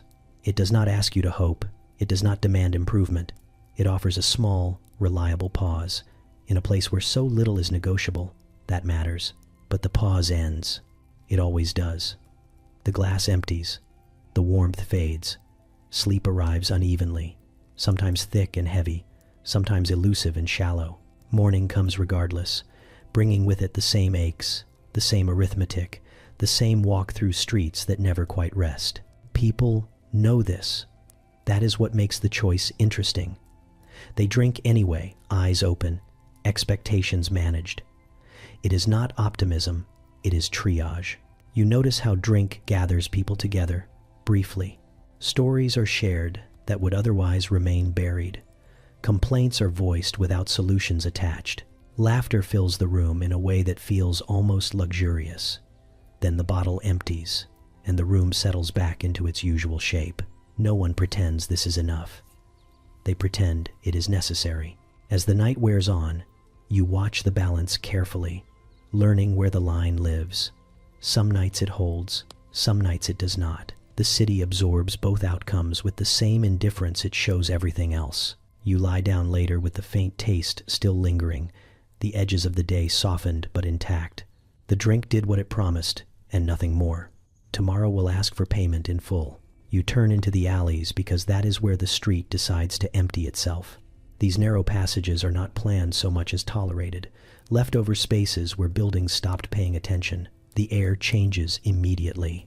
It grows heavier, wetter, layered with smells that do not bother pretending to separate themselves. Rot, damp wood, old food, human waste, and something chemical you cannot quite name, all share the same space, blended into a scent the city seems proud of producing. Underfoot, the ground is never just ground. It shifts slightly when you step, soft in places, slick in others. Water pools without committing to being liquid or solid, a grayish surface broken by floating scraps that once had purpose. You learn to walk carefully, placing your feet where others have already survived, trusting the collective knowledge of those who came before you. These alleys collect everything the rest of the city discards. Broken furniture leans against walls like exhausted animals. Rags hang from nails, abandoned mid-decision. Ash settles into corners where rain cannot reach it. The refuse does not pile neatly. It spreads, merging with itself until individual origins become irrelevant. You notice how children navigate these spaces with ease. They hop from stone to stone, balance along raised edges, avoid the worst patches without looking down. They have memorized the terrain the way others memorize playgrounds. Adults move more cautiously, weight distributed carefully, eyes scanning ahead for trouble disguised as puddles. Rats move openly here. They do not scurry so much as stroll, confident in their ownership. One pauses to look at you, whiskers twitching, then continues on its way. You are a visitor. It lives here. That fact feels indisputable. The walls sweat. Moisture seeps from brick and mortar, carrying with it faint stains that suggest long familiarity with whatever passes through. You brush too close and pull your coat back instinctively. Then remember, it will not matter. Everything here leaves a mark, eventually. Sounds behave differently in the alleys. The city's constant hum compresses, echoing oddly, footsteps amplified, voices bouncing back in fragments. A laugh from somewhere ahead sounds too loud, then too far away. Water drips steadily, counting time without caring what hour it is. You pass doorways that look less like entrances and more like suggestions. Some lead to rooms barely fit for storage, let alone living. Others open directly into darkness that smells occupied. A face appears briefly, then disappears again, having confirmed whatever it needed to confirm. Waste flows where it finds room. Channels cut into the ground guide it loosely, though not reliably. When it rains, the alleys fill quickly, transforming into shallow rivers that carry everything downhill. People talk about this the way they talk about weather. Inconvenient, expected, occasionally dangerous. There is humor here too, sharp and unsentimental. Someone once painted a sign warning of deep water during floods, positioned so low it disappears the moment it becomes relevant. Someone else jokes that the alleys are the only honest part of the city, because nothing pretends to be better than it is. The laughter that follows is brief but genuine. You smell illness before you see it, a sour note under everything else, clinging to certain doorways longer than others. When disease moves through the neighborhood, it travels these alleys first, carried by water, by contact, by the simple fact that everything passes through here eventually. No one is surprised when it happens. Surprise would suggest expectation. You quicken your pace, not out of fear so much as instinct. The alleys do not invite lingering. They are transitional spaces, meant to be crossed, not occupied. Even those who live here treat them as something to endure between destinations. At the far end, the alley opens back onto a street, wider, brighter, marginally cleaner. The transition feels abrupt, like stepping out of a confession into polite conversation. You pause for a moment, checking your boots, adjusting your coat, making sure nothing obvious followed you out. But something always does. The alleys give the city a place to put what it cannot manage, and once you have walked through them, you understand that nothing truly stays contained. It seeps, it spreads, it waits for rain. You step back onto the street knowing the alleys remain behind you, busy collecting, patient as ever, doing the work no one else wants to acknowledge. You start to notice that the city does not hide what it produces. It carries it openly, guiding it along shallow channels cut into streets and gutters, like an afterthought that became permanent. Waste moves where gravity allows, following paths worn smooth by repetition. There is no mystery to it. You see where it comes from and where it goes, even if you would rather not think about either for too long. The smell arrives before the sight, a layered familiarity that settles into your nose and stays there. At first it was sharp enough to demand attention. Now it registers the way background noise does, present but unremarkable. You know something has gone wrong when you notice it again, when it spikes suddenly, reminding you that your senses have been filtering more than you realized. The channels run along the sides of streets, sometimes down the middle, carrying a slow mixture of household waste, runoff, and whatever else the day contributed. Rain swells them, pushing everything along with renewed purpose. Dry spells thicken them into something sluggish and stubborn. Either way, they remain, doing their work without apology. People step over them casually, lifting hems, adjusting strides. Children leap across them for fun, daring each other to land closer to the edge. Adults do it out of habit, eyes flicking down just long enough to calculate distance. A misstep is unpleasant, but rarely surprising. Everyone has done it once. Most have done it more than once. The city treats these open channels as infrastructure, even if no one uses that word. They are as much a part of the landscape as brick and smoke. Repairs happen only when flow is interrupted, when waste backs up into places it is not supposed to linger. Otherwise, the system is considered functional. You watch as shopkeepers pour unwanted liquids directly into the channels, careful not to splash themselves. Someone empties a chamber pot with a practiced motion, turning away at the last second. No one comments. Privacy here is a flexible concept. Efficiency matters more. There is humor in how openly everyone acknowledges the situation without discussing it. Someone jokes that the city is honest about what it is. Another says, "At least you always know which way the street slopes." These remarks earn brief smiles, then dissolve back into routine. Laughter does not linger where the smell does not. The channels reflect light in dull streaks, broken by floating debris that tells small stories. A scrap of cloth, a peel, ash from a hearth. Each item once belonged somewhere else, served a purpose, then joined the current. You wonder briefly, how many households contribute to this flow? How many lives intersect here without ever meeting? Illness travels these paths easily. Everyone knows this. It is discussed in practical terms, like weather patterns. When sickness spreads, people talk about which streets flood first, which channels overflow. Avoidance strategies are shared quietly. Knowledge passes faster than official warnings. You realize that the familiarity of the smell is its own danger. When something becomes normal, it stops raising alarms. People notice change, not constancy. The city relies on this, intentionally or not. The waste is visible enough to be managed, invisible enough to be endured. As you walk, you adjust without thinking. You breathe through your mouth when necessary. You time your steps. You stop noticing the slick sheen along the stones unless it changes texture. The body adapts because it must. Discomfort becomes background. At night, the channels sound different. Water moves more audibly, unchallenged by traffic. The smell deepens in cooler air. Lamps reflect off the surface in long, wavering lines that make everything look slightly unreal. You step carefully, guided by memory as much as sight. Despite everything, life continues around these open sewers without hesitation. Conversations happen inches away. Children play beside them. Food is carried past them. The city does not pause for cleanliness. It prioritizes movement. Eventually, you realize that the open channels are not a failure of planning so much as a reflection of priorities. They exist because something else mattered more. Speed, growth, profit. The waste was simply expected to find its own way. You walk on, barely aware of the smell anymore, stepping over what the city cannot contain and carries anyway, knowing that familiarity is not the same as safety, but it will have to do. You come to recognize illness the way you recognize a neighbor's footsteps on the stairs.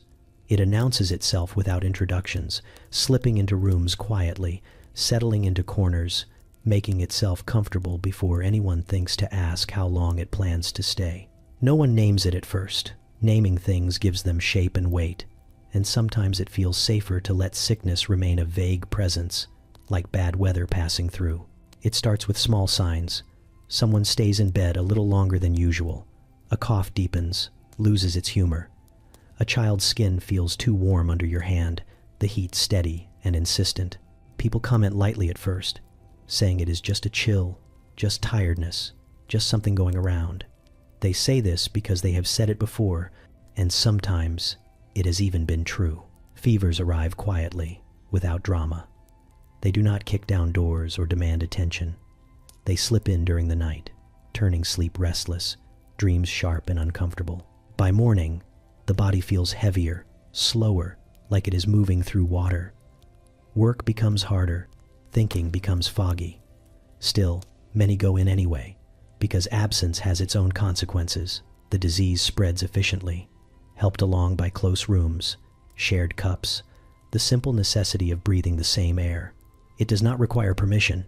It does not respect effort. It moves through households the way smoke does, finding every gap, every weakness. You watch it pass from one person to another, sometimes pausing, sometimes accelerating, unpredictable in its preferences. There is no panic, only adjustment. Someone takes over a task. Someone brings water, soup if it can be spared. Windows are opened when possible, though the air outside offers its own risks. Advice circulates freely. Remedies pass down with confidence that may or may not be earned. Boiled water, warm cloths.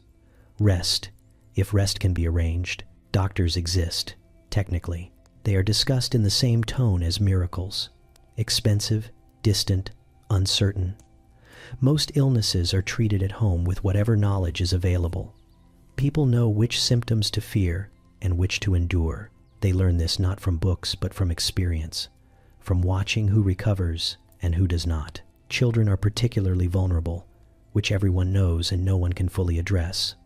They burn hot with fever, small bodies struggling against something too large to understand. Adults sit with them through the night, counting breaths, wiping foreheads, bargaining silently with anything that might be listening.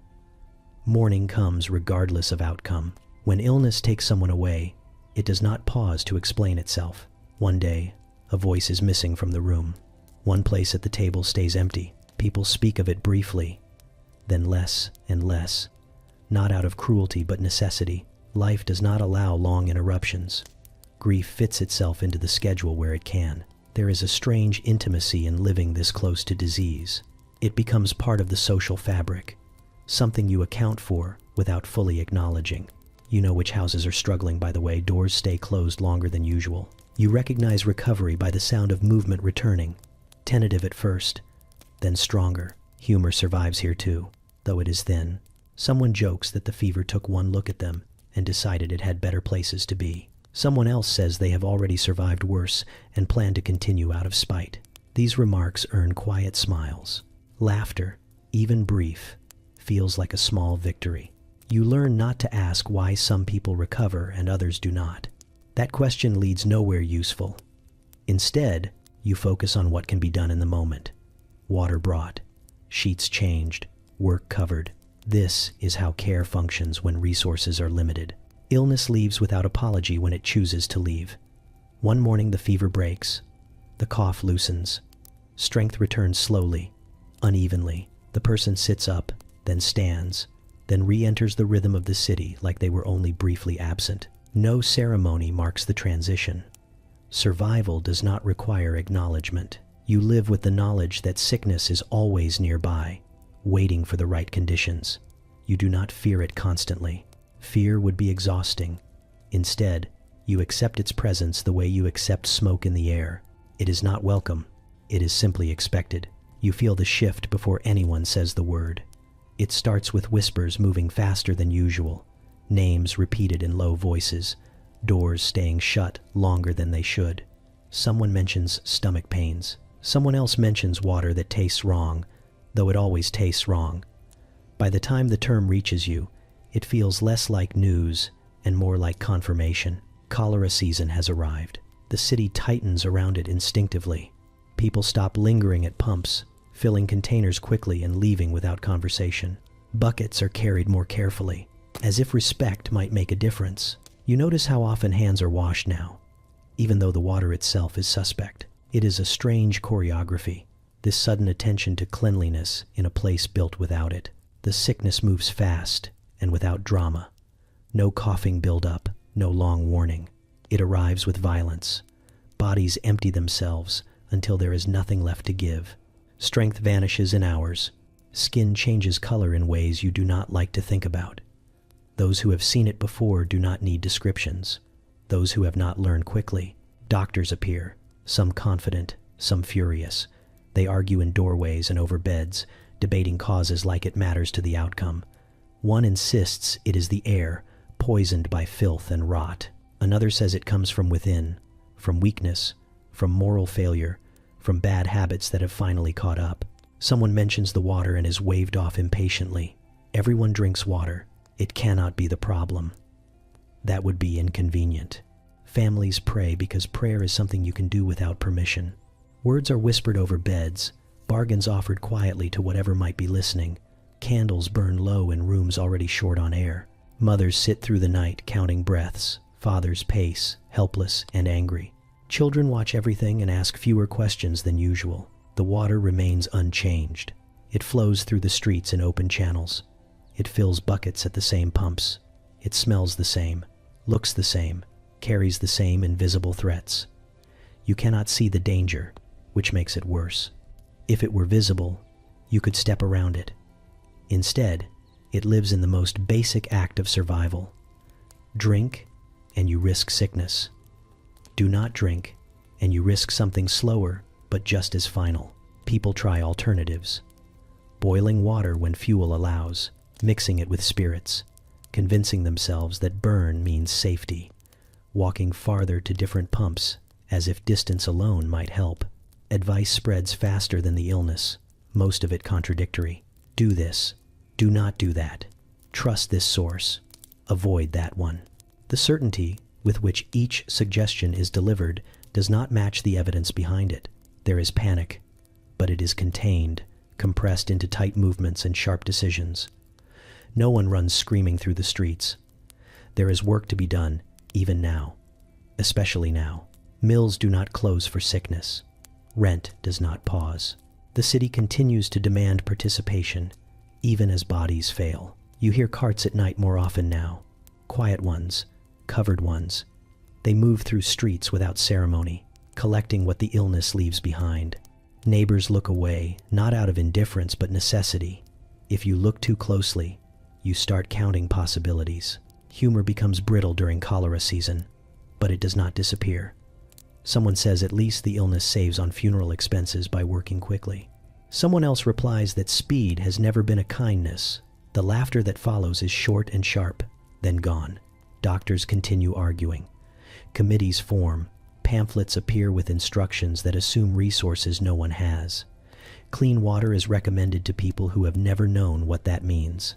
Clean living is suggested by men who do not live here. The disconnect is almost impressive. You watch households empty and refill. A bed vacated one day is occupied again the next, not always by the same person. Life rearranges itself with ruthless efficiency. Grief is real, but it is managed, folded into routine because there is no alternative. Eventually, the spike slows. Not because the problem is solved, but because it has taken what it can for now. The city exhales cautiously. People return to pumps with less hesitation. Conversations resume. Doctors claim partial victories. The water remains exactly as it was. You know it will happen again. Everyone does. Cholera season does not end. It simply waits. You learn quickly that death here is handled the way everything else is, with organization and very little ceremony. It arrives. It is acknowledged. And then it is filed into the narrow space allowed for it before the day continues. There is no confusion about the process. Everyone knows what comes next, because everyone has seen it often enough. When someone dies, the room grows quiet for a moment, not in shock but in recognition. A body is washed if there is water to spare. Eyes are closed, hands are folded or not, depending on time and inclination. Someone fetches the necessary papers, because absence must be documented properly. Without documentation, death becomes inconvenient. Funerals are brief affairs, scheduled tightly between shifts and obligations. People gather because they should, not because they can afford the time. Words are spoken quickly, prayers shortened, silence is trimmed down to what feels acceptable. There is comfort in familiarity. The rituals do not surprise anyone. They do not need to. You notice how efficiently grief is contained. Faces remain composed in public, voices steady. Tears are reserved for later, for corners, for nights when there is finally nothing else demanding attention. Crying openly would invite questions, and questions take time. Time is not generous. The procession moves through streets that do not pause to notice it. Carts rattle past. Children run ahead and are gently pulled back. Someone tips their hat briefly, then keeps walking. Death does not stop traffic here. It fits around it. Burials happen quickly. Space is limited, and the ground is already crowded. Markers are simple, if they exist at all. Names blur together over time, worn down by weather and soot. You realize that remembering here is often an internal act, carried quietly rather than displayed. Afterward, people return to work, sometimes immediately. Sometimes the next morning, the bell does not wait. Rent does not adjust. Hunger does not soften out of respect. Life resumes because it has to, and because pausing too long would create new problems to manage. There is a strange professionalism to it all. Loss is processed, not denied, but streamlined. Families redistribute responsibilities with little discussion. Someone takes over a shift. Someone else watches the children. The system absorbs the absence the way the factory absorbs injury, closing ranks, maintaining output. You see how this shapes people. They become careful with attachment, not distant, but realistic. Love is expressed through practicality. Food saved, blankets shared, work covered. These gestures carry more weight than speeches ever could. Humor survives even here, though it arrives cautiously. Someone mutters that at least the deceased no longer has to deal with the water. Someone else replies that escaping the city entirely is impressive. The smiles that follow are thin but sincere. Laughter does not diminish grief. It makes it portable. You notice that no one asks for meaning. Questions about why feel irrelevant when outcomes are so consistent. People focus instead on what remains. Who is still here? What still needs doing? How to get through the week with one less set of hands. Children absorb this atmosphere without commentary. They attend funerals quietly, stand when told, sit when told, and return to play afterward with surprising speed. It is not that they do not care. It is that they have learned early that sadness does not cancel routine. At night, grief finally stretches out. It takes up more space when it is alone. People lie awake replaying conversations, gestures, last moments. These thoughts are kept private, because sharing them would require energy and vulnerability that the day does not allow. Morning comes anyway. You understand that this efficiency is not coldness. It is adaptation. When death is frequent, it must be integrated rather than treated as an exception. Otherwise, nothing would function. The city would stall under the weight of its own losses. Still, there are moments when the system falters. A chair left empty too long. A voice you expect to hear that never does. These small disruptions carry more emotional force than the formal rituals ever could. They arrive unexpectedly and linger without permission. You attend another brief funeral, then another. You return to work afterward with everyone else, hands moving automatically, mind elsewhere for a while. The city hums on around you, efficient and unyielding. Death has been processed. Life resumes. You begin to notice the signs before you meet the people. A hand-painted notice nailed to a post, a doorway propped open longer than usual, a soup pot steaming somewhere it normally would not. Charity announces itself quietly here, careful not to promise too much. You encounter the reformers in clusters, earnest faces framed by cleaner coats, voices pitched carefully between compassion and instruction. They speak about improvement, about uplift, about saving souls and bodies in the same sentence, as if the two are easily separated. Their intentions feel genuine. Their confidence feels practiced. They have come with plans, pamphlets, and rules. Missions offer bread, sometimes soup, sometimes a bed for the night if the right questions are answered correctly. You line up with others, shoulders tight, eyes forward, learning quickly what is expected. Gratitude must be visible but not excessive. Humility must be convincing. Stories must be brief. Too much detail sounds like complaint. Too little sounds suspicious. Aid exists, undeniably. You feel it in the warmth of the food, the relief of sitting indoors without paying for the privilege. For a moment, the arithmetic loosens its grip. Hunger steps back just far enough to be negotiable. You do not pretend this is nothing. It matters. It just does not last. There are conditions, some spoken, some not. Attendance at a sermon. Agreement with a moral framework that explains your circumstances in ways that are not always flattering.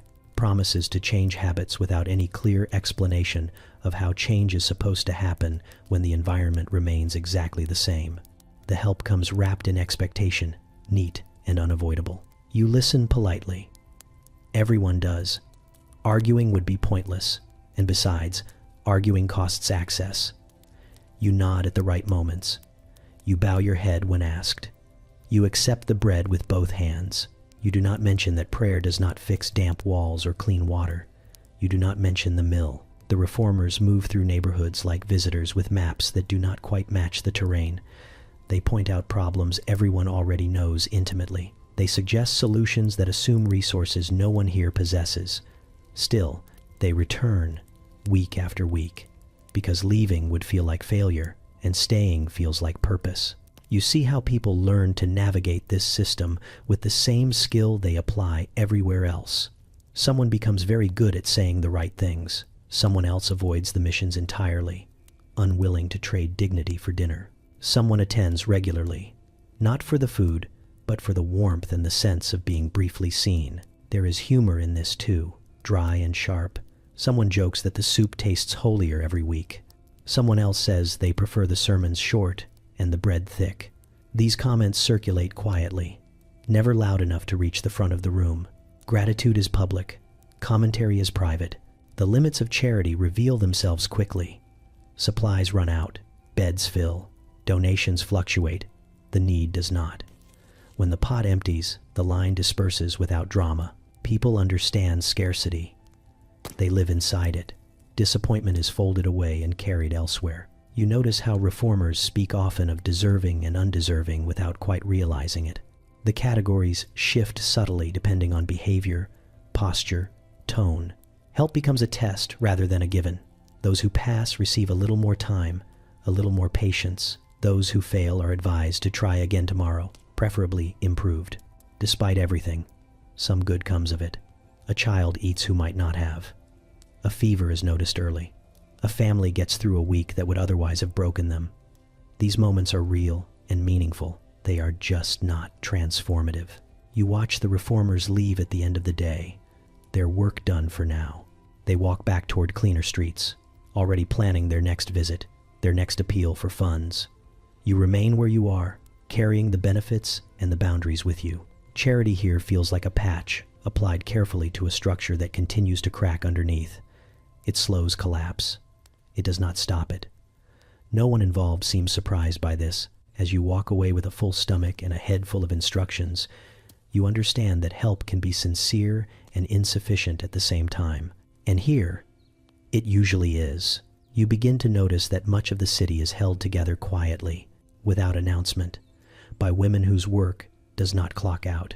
They move through rooms and streets with practiced efficiency, carrying responsibilities that stretch far beyond what anyone would reasonably expect from a single body. Mothers, daughters, widows, sisters, all performing a kind of continuous labor that has no bell to signal its end.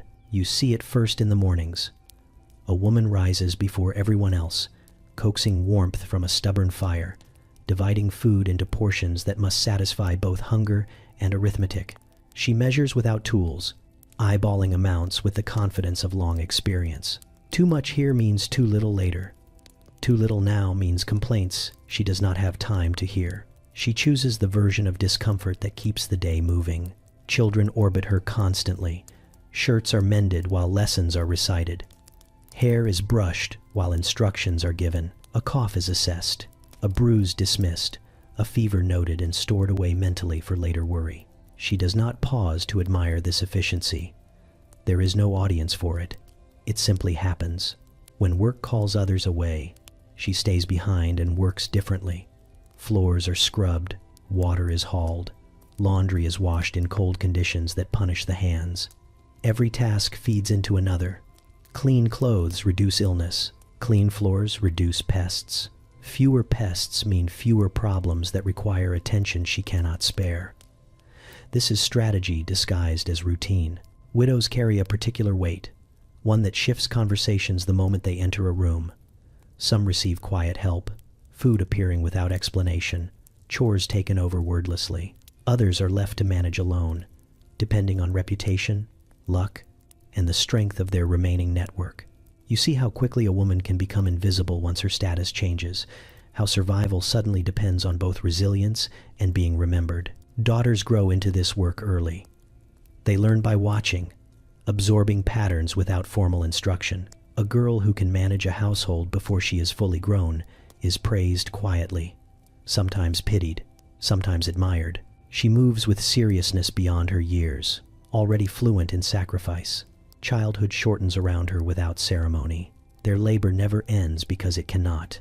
There is always something to be done, something to prevent, something to anticipate.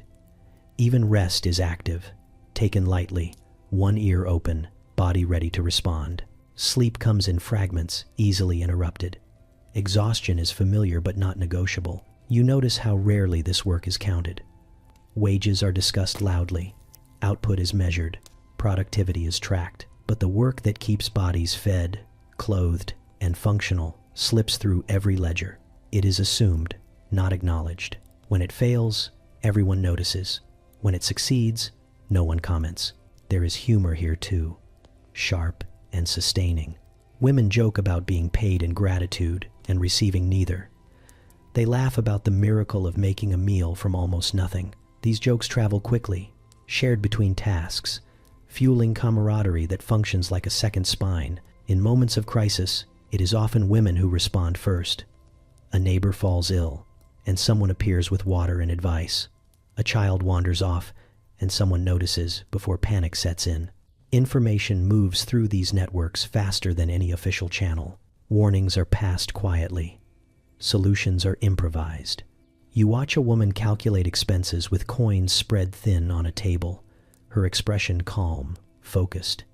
She does the math, adjusts, and does it again, finding ways to stretch what refuses to stretch. When she looks up, she smiles briefly, already shifting to the next task. There is no time to dwell on the impossibility of it all. Their strength is not loud. It does not announce itself. It is visible only if you are paying attention, if you notice who fills gaps and smooths disruptions and keeps going long after anyone would expect them to stop. Without these women, the city would unravel quickly. The mills might still run, the streets might still fill, but the connective tissue would fail. Hunger would sharpen, illness would spread faster, children would slip through cracks too wide to ignore. They do not ask for recognition. They ask for enough, and they rarely get it. You stand in a wash space that feels like a continuation of the factory rather than a break from it. Steam hangs low and constant, blurring faces and softening edges, turning the room into something half real and half imagined. The air is thick with heat and soap and damp fabric, a smell that suggests effort rather than cleanliness. Work follows work here, seamlessly, without apology. Water sloshes in large tubs, gray almost immediately no matter how clear it starts. Arms plunge in and out rhythmically, scrubbing, wringing, lifting, repeating. The sound is relentless. Cloth slapped against stone. Water poured and repoured. Voices calling out warnings about boiling pots and slippery floors. There is no quiet satisfaction here, only momentum. You watch people arrive already tired, shoulders tight from hours of labor elsewhere, faces set in expressions of resigned determination. No one lingers at the doorway wondering whether to begin. The choice was made long before they arrived. Clean clothes are not optional. They are defensive, against illness, against judgment, against the slow accumulation of neglect that marks you visibly in this city. The steam settles into your hair and clothes almost immediately, erasing any sense of dryness you brought with you. Hands redden quickly, skin softening under constant exposure to heat and soap. Knuckles crack, nails split. Someone laughs bitterly that at least the dirt comes off easier when the skin goes with it. The joke lands because everyone knows it is not entirely a joke. Children hover at the edges, assigned smaller tasks, rinsing, carrying, watching bundles while someone steps away briefly. They learn early that cleanliness is earned, not given, that it costs time, strength, and a tolerance for discomfort. A child complains once and is handed a heavier load, not out of cruelty, but instruction. Clean clothes feel like a moral achievement here, not because anyone believes dirtiness is a failure of character, but because cleanliness requires such sustained effort. When something costs this much, it takes on meaning. A freshly washed shirt is proof that someone had the energy to fight entropy for a few hours and win, temporarily. You notice how people assess each other quietly, not with cruelty, but awareness. Who managed to wash this week? Who did not? Who smells faintly of soap, and who carries the sourness of damp fabric that never fully dried? These observations are not judgments so much as data, information folded into how people understand each other's circumstances. The work is communal but not cooperative in the way you might expect. Everyone focuses on their own pile, their own problem. Help is offered sparingly and specifically. A grip adjusted, a warning shouted, a pot moved before it spills. There is no room for inefficiency disguised as kindness. Steam fogs the windows completely, cutting the room off from the outside world. For a while, nothing exists beyond water, fabric, and aching arms. The repetition becomes hypnotic. Scrub, rinse, wring, repeat. Thoughts quiet not because things are peaceful, but because they are occupied. There is humor here too, rough and immediate. Someone complains that the clothes will be dirty again before they are dry. Someone else replies that at least the dirt will be fresh. Laughter bursts out unexpectedly, sharp and loud, then fades back into the sound of water. These moments feel important, like pressure being released just enough to keep everything from breaking. When clothes are finally hung, they drip steadily, forming small rivers along the floor. Lines sag under the weight, fabric heavy with water and effort. Drying is uncertain. Dampness lingers, especially in this city, but clean enough is still a victory. You accept imperfection readily when perfection was never on offer. As people gather their bundles to leave, they look marginally lighter, not rested, but accomplished. They carry the weight of wet clothes back into streets that will do their best to undo the work. Smoke will settle, dust will cling, life will happen. Still, for a moment, something has been pushed back. You step out of the steam knowing you will be back, because survival here is not just about enduring work, but about preparing to endure it again. Clean enough to pass, strong enough to continue. You catch it by accident, the sound slipping through the noise like it does not belong there. Laughter, sharp and unguarded, bouncing off brick and stone before the city can flatten it. You turn a corner and see children clustered in a scrap of open space that barely qualifies as a yard, their faces lit with something fleeting and bright. Play happens here in stolen minutes, between shifts, between errands, between being needed. A game forms quickly with whatever is available. A rag ball kicked across uneven ground, a stick turned into a sword, then a baton, then something imaginary that does not require explanation. Rules are invented on the spot and discarded just as fast. The point is not fairness. The point is movement. Their laughter comes in bursts, loud and reckless, as if they know it might be confiscated at any moment. Someone dares someone else to jump a puddle that smells faintly wrong. A girl wins, lands cleanly, throws her arms up in triumph. Applause erupts, exaggerated and joyful, then stops abruptly when a voice calls a name from a doorway. One child freezes mid-step, then shrugs and keeps playing anyway, pushing the limit just a little. Another checks the street instinctively, already calculating how much time is left. Play here is not timeless. It is measured. You notice how quickly they adapt. A game dissolves the moment danger approaches, laughter snapping off like a switch. A cart rolls past and the children scatter without panic, pressing themselves against walls, then reassembling once it clears. Someone trips and scrapes a knee, winces, then laughs it off because crying would slow everything down. Their clothes are worn, patched, mismatched, but when they move, none of that matters. Bodies become light briefly, agile in ways adults no longer are. They run hard and stop suddenly, breathing fast, grinning at nothing in particular. Sweat mixes with grime, and no one cares. There is humor here that feels different from the factory jokes. It is louder, sillier, less careful. Someone pretends to be a foreman and orders everyone to work harder, prompting exaggerated groans and mock rebellion. The parody lasts seconds before reality threatens to intrude.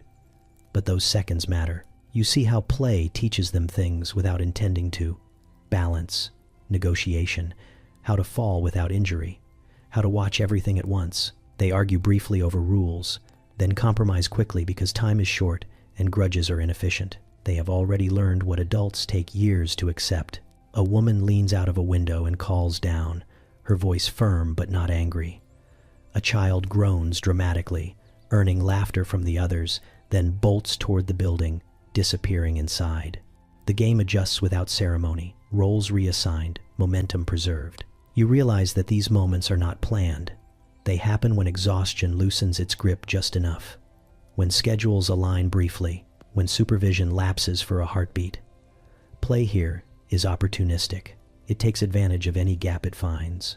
The city does not encourage this. It tolerates it until it becomes inconvenient.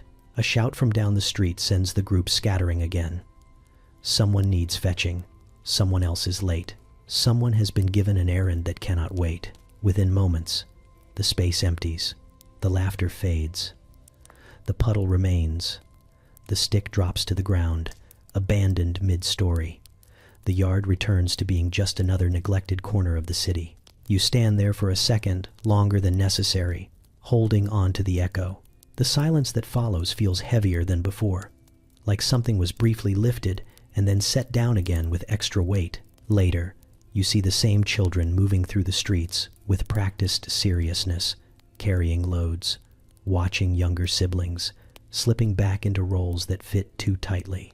If you did not know better, you might not believe they were laughing only an hour ago. Play does not disappear entirely. It retreats. It waits for the next opening. It survives on scraps, just like everything else here.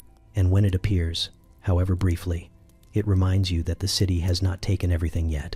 Night does not bring stillness so much as a change in rhythm. Darkness settles over the slums like a heavy blanket. But beneath it, the city keeps moving, shifting, breathing. Lamps glow weakly through soot-smeared glass, throwing uneven light onto brick and mud and faces that look half-finished in shadow. You realize quickly that night here is not an absence of activity. It is a different arrangement of it. Rooms fill beyond capacity. Bodies sort themselves into whatever space remains, practiced and efficient. Someone claims the bed first because they need to rise earliest. Someone else takes the floor without complaint, wrapping themselves in coats that smell faintly of smoke and damp wool. Children are slotted between adults like pieces in a puzzle, small frames tucked where warmth gathers naturally. Privacy dissolves entirely. Sleep is a communal act. The air grows thicker as doors close and lamps dim. Breath accumulates. Coughs echo softly, answered from other corners of the room like signals exchanged in the dark. Someone snores almost immediately, deep and unapologetic. Someone else lies awake, staring at nothing, counting sounds instead of sheep. Outside, footsteps pass, voices drift. A cart rattles by, reminding you that the world has not paused just because you have. Sleep comes lightly, if it comes at all. You drift in and out, pulled awake by movement, by noise, by the simple awareness of other bodies shifting beside you. An elbow presses into your side. A child mutters in their sleep. Someone turns over with a sigh that sounds like a full conversation. You adjust without thinking, making room, yielding space, protecting what little comfort you have found. Night smells different. Less smoke, more dampness. The scent of waste rises as the air cools, creeping in through cracks and under doors. You breathe shallowly without realizing it, instinctively limiting how much of the night you take in. The floor feels colder now, moisture seeping up through stone and earth. Anyone sleeping there curls tighter, chasing warmth inward. There is movement outside, even in the deepest hours. Someone heads to a late shift. Someone returns from one. A door opens quietly, then closes again. Somewhere nearby, an argument flares briefly, sharp voices cutting through the dark before being swallowed by it. No one intervenes. Night disputes burn themselves out quickly or carry on until morning decides what to do with them. You become aware of how vulnerable sleep is here. It is not a full retreat. It is a partial surrender, taken cautiously. One ear remains open. One part of the mind stays alert, ready to wake if something changes. True rest feels indulgent, almost irresponsible. Children adapt fastest. They fall asleep mid-sentence, bodies giving in when they finally can. Their breathing evens out quickly, untroubled by thoughts of tomorrow. For a while, adults take longer. Minds replay the day, the arithmetic, the near misses. Sleep, when it arrives, is thin and easily torn. There is humor even here, murmured before lamps are extinguished. Someone complains about being used as a pillow. Someone else replies that it is better than the floor. A quiet laugh ripples through the room, then fades as exhaustion reasserts itself. These small exchanges feel important, like reminders that the room holds people, not just bodies. Dreams, when they come, are vivid and strange. Machines intrude. Bells ring without stopping. Streets twist endlessly. You wake abruptly, heart racing, then slowly realize where you are, who is beside you, what time it might be. The relief is temporary but real. Outside, rain begins softly, tapping against roofs and pooling in familiar places. The sound is almost soothing until you remember what it will bring by morning. Water moves through the city whether anyone wants it to or not. You listen to it for a while, letting it mask other noises, then drift again. Night passes unevenly. Hours stretch and compress.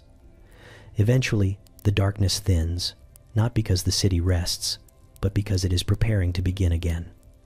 Someone stirs. Someone sits up. Someone coughs more deliberately now. You realize that night here is not for restoration. It is for survival between days. You live with fire the way others live with weather. It is always nearby, always possible, never fully discussed. You smell it constantly in coal smoke and lamp oil, in cooking fires and factory furnaces, in the faint scorch that clings to wood that has been heated too often. Flame is useful, necessary, and quietly terrifying. Buildings here are not designed to forgive mistakes. Timber frames dry out and age until they feel eager to burn. Floors are thin. Walls are shared. One careless knock, one lamp tipped too far, one spark carried on the wrong draft, and the danger spreads faster than anyone can shout about it. You know this without being told. Everyone does. You notice how people place lamps carefully, always in the same spots, always away from fabric when possible. You see how cooking fires are watched even when exhaustion pulls attention elsewhere. Someone stays awake longer than they should, just to make sure embers die properly. These are not acts of paranoia. They are habits learned from stories no one enjoys repeating. Escape plans exist, but they are never spoken aloud. They live in muscle memory instead. You know which window sticks and which opens easily. You know which door must never be blocked, even temporarily. You know where children are likely to sleep and who will grab whom if shouting begins. This knowledge settles into you quietly, as practical as knowing where the water bucket is kept. Buckets matter. They sit in corners, half full, heavy, and inconvenient. They are tripped over, cursed at, refilled reluctantly. No one suggests removing them. In a fire, water becomes more valuable than furniture, and sometimes more valuable than time. People practice without practicing, lifting buckets occasionally just to remind themselves what they feel like. At night, the fear sharpens. Darkness hides smoke until it is too late. Sleep dulls reactions. Lamps burn longer. You lie awake listening for unfamiliar sounds. A crackle that does not belong. Shouting that does not follow the usual patterns. The smell of burning wood where none should be. You learn to distinguish between ordinary smoke and the kind that demands action. When a fire does start nearby, the city responds with alarming speed. Shouts ripple through streets. Doors fly open. People spill out, carrying whatever they can grab in seconds. Someone bangs on walls. Someone else runs ahead to warn the next building. There is no waiting for confirmation. Delay costs lives. You have seen the aftermath. A blackened shell where a row of houses stood, twisted iron, brick walls exposed like broken teeth, people standing in silence, staring at the absence, counting losses without speaking. Fires do not negotiate. They take what they can reach and move on, leaving the city to sort out what remains. Humor, somehow, survives even this. Someone jokes grimly that at least the rats will need to find new homes. Someone else replies that the fire did what the landlord never would, cleared out the damp. These comments land unevenly, but they land. Laughter here is not about levity, it is about breathing. Children understand the danger instinctively. They are taught what to do without formal lessons. Follow the noise, stay low, do not go back for toys. They repeat these instructions in games, half joking, half serious. Play becomes rehearsal. Fear turns into routine. Factories burn too, sometimes spectacularly. When that happens, the smoke rises thick and dark, visible for miles. Work stops, briefly. Crowds gather at a safe distance, watching a livelihood go up in flames. There is shock, yes, but also calculation. What does this mean for wages, for tomorrow, for rent? Even disaster is processed through necessity. You realize that fire is the one thing that can erase the city faster than disease. It does not wait for weakness. It does not require proximity. It leaps, it spreads, it consumes without preference. The knowledge sits heavy, a constant undercurrent beneath daily life. And yet, flames are lit every night. Lamps are trimmed, fires are stoked. The risk is accepted because the alternative is darkness, cold, hunger. Safety here is not about elimination. It is about management. You lie down knowing exactly how you would move if smoke filled the room, which child you would lift first, which door you would try, which window you would break if you had to. These plans do not frighten you anymore. They comfort you, because in a city this crowded, survival often depends not on avoiding disaster, but on being ready when it arrives. Winter does not arrive suddenly. It infiltrates. One morning you wake and realize the cold has stopped leaving. It sits in the walls, in the floor, in the air itself, patient and unmoved by daylight. Breath fogs inside rooms now, pale clouds forming with every word, every sigh. You watch your own exhalation like a stranger, proof that warmth is leaking out of you faster than it can be replaced. Coal becomes the center of every conversation without ever being mentioned directly. You feel its absence more than its presence. A small fire burns low and carefully, fed like a fragile animal that might die if you are careless or too generous. Someone decides when to add a lump, weighing the future against the present with a seriousness usually reserved for prayer. The fire is never allowed to roar. Roaring means waste. You wear everything you own. Layers blur together. Wool scratches skin already irritated by damp and smoke. Coats are slept in, sat in, argued over. Someone wraps a scarf around their head indoors and no one comments, because commenting would acknowledge how cold it truly is. Hands ache constantly. Fingers stiffen. Small tasks take longer because joints do not want to cooperate. Damp becomes an enemy you cannot see but always feel. Walls sweat. Floors remain slick and cold. Blankets never quite dry. Shoes squelch softly even days after rain. The cold here is not crisp or clean. It is heavy, wet, and persistent, like the city itself has decided to press closer. Children suffer quietly at first. They grow still, conserving energy, huddling together instinctively. Their cheeks redden, then pale. Coughs deepen. Adults watch closely, measuring fevers with hands and worry. Extra coal is burned for illness, even when it means colder nights later. No one says this aloud. It is understood. Humor adapts to the season. Someone jokes that at least the cold keeps the smell down. Someone else replies that it only freezes it in place for spring. Laughter comes out in short bursts, visible in the air, then disappears. Jokes are told quickly, because standing still is unbearable. Work does not slow. Mills remain warm enough to function, which makes the transition brutal. You leave a freezing room, Walk through icy streets, then step into damp heat thick with steam and sweat. Bodies struggle to adjust. Colds become constant companions. Hands crack and bleed. The contrast itself feels like punishment. At night, sleep becomes a negotiation with temperature. Too close to the fire and you risk sparks or smoke. Too far and cold creeps in mercilessly. People arrange themselves like furniture around warmth, rotating positions as if cooking slowly on all sides. No one sleeps deeply. The cold keeps you half awake, alert to discomfort. You learn new economies. Candles are extinguished earlier to save fuel. Cooking shifts toward whatever requires the least heat. Water is heated sparingly, just enough to be tolerable. Washing becomes strategic. Cleanliness is postponed, not abandoned, but postponed with careful reasoning. Outside, the city looks harder. Smoke hangs lower. Streets glisten with frozen filth. Horses move carefully, breath steaming, hooves slipping. Accidents increase. Falls are common. Broken bones are treated with resignation. Winter does not create danger. It amplifies what already exists. There is fear of snow, not for beauty, but for what it reveals and what it hides. Snow shows just how uneven the streets are. Snow covers hazards. Snow melts into everything and makes dampness worse. When it does fall, children react first with delight, then are pulled back indoors, joy curtailed by practicality. Coal deliveries become events. Carts arrive and eyes track them openly. Neighbors watch neighbors, counting loads without meaning to. Resentment flares briefly, then fades. Everyone understands that survival is uneven but not personal. Winter teaches this lesson repeatedly. You realize that cold changes time. Days feel longer. Nights stretch.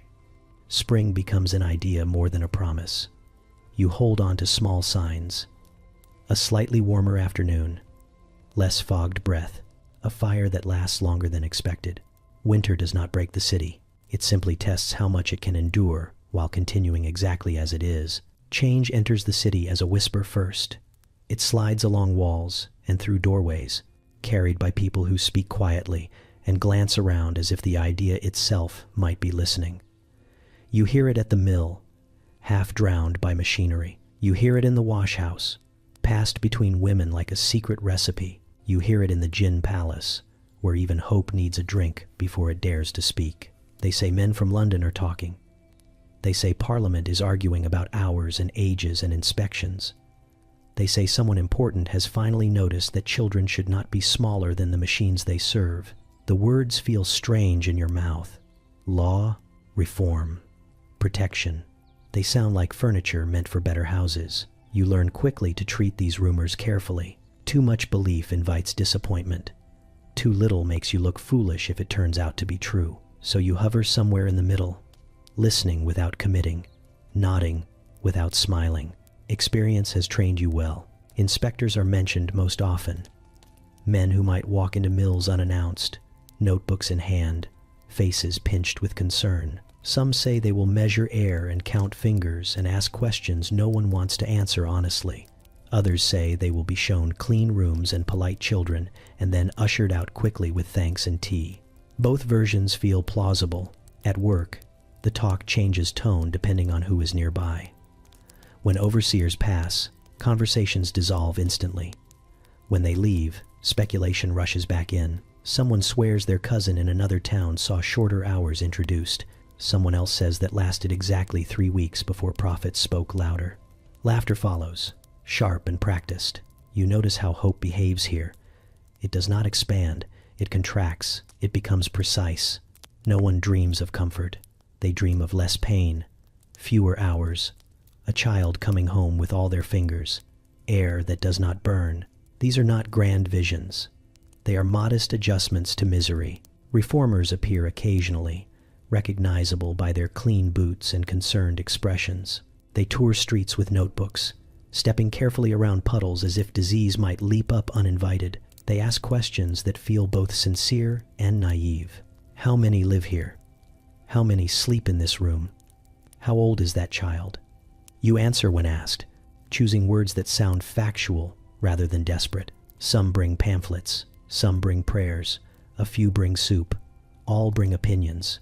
They debate causes and cures while you think about coal and rent and tomorrow. Their interest feels genuine, but also temporary. You have learned that attention does not always translate into change.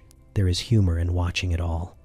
Someone mutters that if reform arrives, it will trip over the same brick everyone else does. Someone else suggests inspectors should try sleeping here before recommending improvements. Laughter moves through the group, low and quick, easing tension without resolving it. Children listen closely, even when pretending not to. They repeat phrases they do not fully understand. Factory Act, schooling, age limits. These words sound like spells.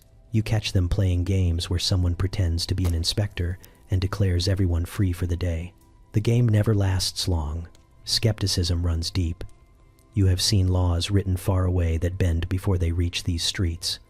You have watched promises evaporate between announcement and enforcement. Still, something about this feels different. Maybe because the talk persists. It does not vanish after a week. It lingers. You hear that newspapers are involved now. Articles with grim descriptions and bold headlines. Drawings of narrow rooms and thin children. The idea that strangers might be reading about your life over breakfast feels absurd and oddly satisfying. Let them choke on it a little. At home, discussions continue by candlelight. Older neighbors remember earlier attempts. Younger ones argue that this time has to be real. Voices rise, then soften. No one wants to be the first to believe fully. No one wants to be the last either. You realize that reform, even rumored, changes behavior. People straighten slightly when speaking. They complain more openly. They imagine futures just enough to make the present feel negotiable. The city does not change yet, but the way people talk about it does. Hope arrives cautiously, wearing plain clothes. It does not promise anything. It simply refuses to leave immediately, and that alone feels like a small revolution. You pause just long enough to notice the imbalance. From inside the city, life feels immediate and exhausting, a daily negotiation with hunger, noise, and time. But when you step back, even slightly, a different picture sharpens. Everything here is moving outward. Cloth, thread, finished goods, profits, reputation. The city feeds something vast and distant, and it does so relentlessly. Cotton arrives from far away, already soaked in suffering you never see. It leaves transformed, spun, and woven by aching hands into wealth that rarely circles back. You watch carts roll toward canals and rail depots, stacked high with the results of endless shifts. Each bale represents hours, shaved off lives, lungs filled with dust, fingers worn raw. The carts do not pause to acknowledge this. They move efficiently, proudly. Manchester is spoken of elsewhere, with admiration, a marvel, a triumph of industry. People write about it in newspapers and speeches, praising progress and innovation. You imagine these words being read aloud in clean rooms by people who have never smelled the streets after rain. They speak of growth. You think of crowding. Factories rise like monuments, their chimneys visible from miles away. They signal productivity, power, modernity. They also signal where the smoke will settle, where the ash will fall, where the air will be hardest to breathe. The empire loves these buildings. It counts them. It points to them. It rarely enters the rooms beneath them. You begin to see the pattern everywhere. Food arrives cheaply because wages are low. Cloth sells well because labor is plentiful and desperate.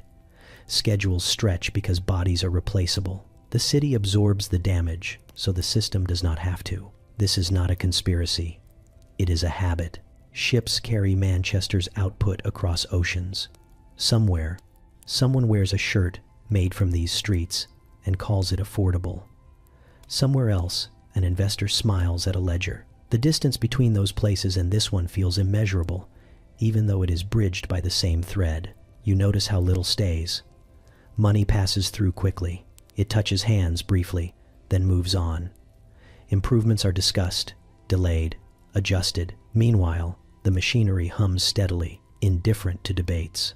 The empire does not need comfort here. It needs consistency. There is a strange pride mixed into it all. People know their work matters, even if their well-being does not. They understand that the world runs on what they produce. This knowledge offers a thin, stubborn sense of worth. Without Manchester, things would stop. That thought carries weight. Even when pockets are empty, humor survives here too, sharp and knowing.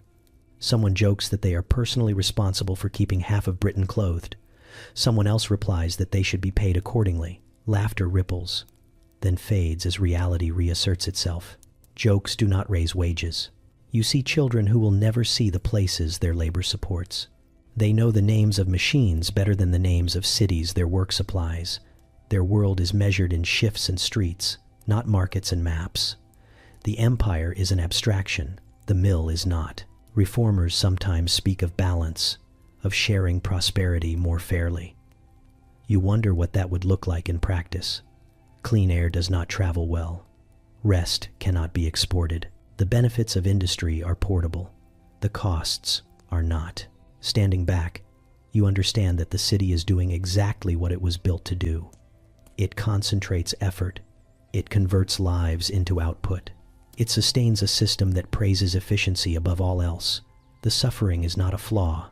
It is a byproduct, accepted and managed. And yet, the city continues to breathe, to adapt, to endure. People marry, argue, joke, raise children, and plan futures within this machinery. Life insists on itself, even when used as fuel. Manchester feeds an empire every day. The empire rarely looks back. You stop expecting acknowledgement somewhere along the way, not because you consciously decide to, but because the city trains it out of you. There are no medals for making it through another winter. No applause for keeping children fed on arithmetic that barely works. No ceremony for showing up again after yesterday took everything you had. Survival here is not heroic. It is procedural. You wake, you move, you work. Not because it is noble, but because stopping would unravel too many things at once. Rent does not pause for reflection. Hunger does not respect fatigue. Children still need shoes even when hope feels thin. Life continues forward with the blunt insistence of a machine that has no off switch. You notice how rarely anyone asks how you are doing. The question exists, but it is ornamental, used briefly and answered automatically. Fine, managing, same as always. Real answers would take too long and accomplish too little. Everyone already knows the shape of them anyway. Endurance becomes invisible through repetition. The first time you survive something difficult, it feels like an event. The 10th time, it feels like Tuesday. People around you carry stories that would stop conversations cold elsewhere. But here they are, delivered casually, between tasks, lost fingers, lost children, lost chances. These facts settle into the air like dust and are breathed without comment. There is humor in this, dark and efficient. Someone says they should start charging admission just to watch them keep going. Someone else replies that no one would pay to see what they already expect. Laughter flickers, practical and brief, then work resumes. Even jokes have places to be. You realize that endurance here is communal but lonely. Everyone is surviving together, but each person carries their portion alone. There is no shared victory, only shared continuation. The city does not gather to celebrate another year of making it through. It simply resets and demands another. Faith, when it exists, is quiet and functional. Prayers are short. Gratitude is selective. People ask not for ease, but for enough strength, enough coal, enough time. Grand miracles would be suspicious. Small mercies are trusted. You see how children learn this early. They do not expect praise for responsibility. They absorb it as baseline behavior. Helping is not framed as kindness. It is framed as necessity. They grow up knowing that effort is expected and rarely remarked upon. Compliments are considered inefficient. Occasionally, someone from outside notices. A reformer, a writer, a visitor with clean hands and startled eyes. They comment on resilience, on spirit, on the strength of the poor. These observations land awkwardly. Strength implies choice. Spirit implies uplift. Neither quite fits. What you are doing is not inspirational. It is required. The city does not clap when a mother stretches a meal. It does not pause when a man works through pain. It does not nod approvingly when a child learns too quickly. These moments pass unmarked, except by those directly involved. Recognition is a luxury item, and yet something persists underneath the fatigue. Not optimism exactly, but stubbornness. A refusal to collapse simply because collapse would be inconvenient for everyone else. You keep going out of habit, out of obligation, out of an instinct older than logic. The city has shaped this instinct carefully. You begin to understand that endurance here is not loud because it cannot afford to be. Loud things attract attention. Attention brings interference. Quiet persistence allows life to continue unadjusted. There is safety in being overlooked. At night, when movement slows and sound softens, you sometimes feel the weight of it all press closer. The effort accumulates. The years stack.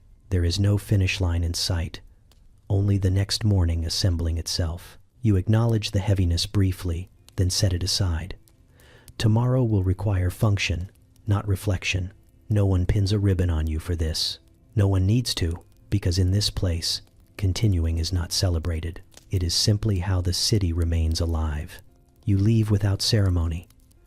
There is no gate, no moment where the city announces that it has released you. Streets simply widen, smoke thins slightly, and the noise rearranges itself into something less constant. Your feet carry you forward, but part of you hesitates, not out of loyalty, but because the body has learned this geography too well to abandon it cleanly. The air changes first. It stops tasting like coal dust soaked into damp brick.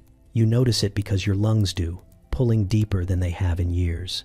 As if surprised by the extra space, the absence feels strange, almost suspicious. You half expect the familiar burn to return. Like a joke that has gone on so long you forget it is optional. Sound follows. The machines no longer dictate the rhythm of thought. There is quiet here, or something close enough to it that your mind does not know what to do.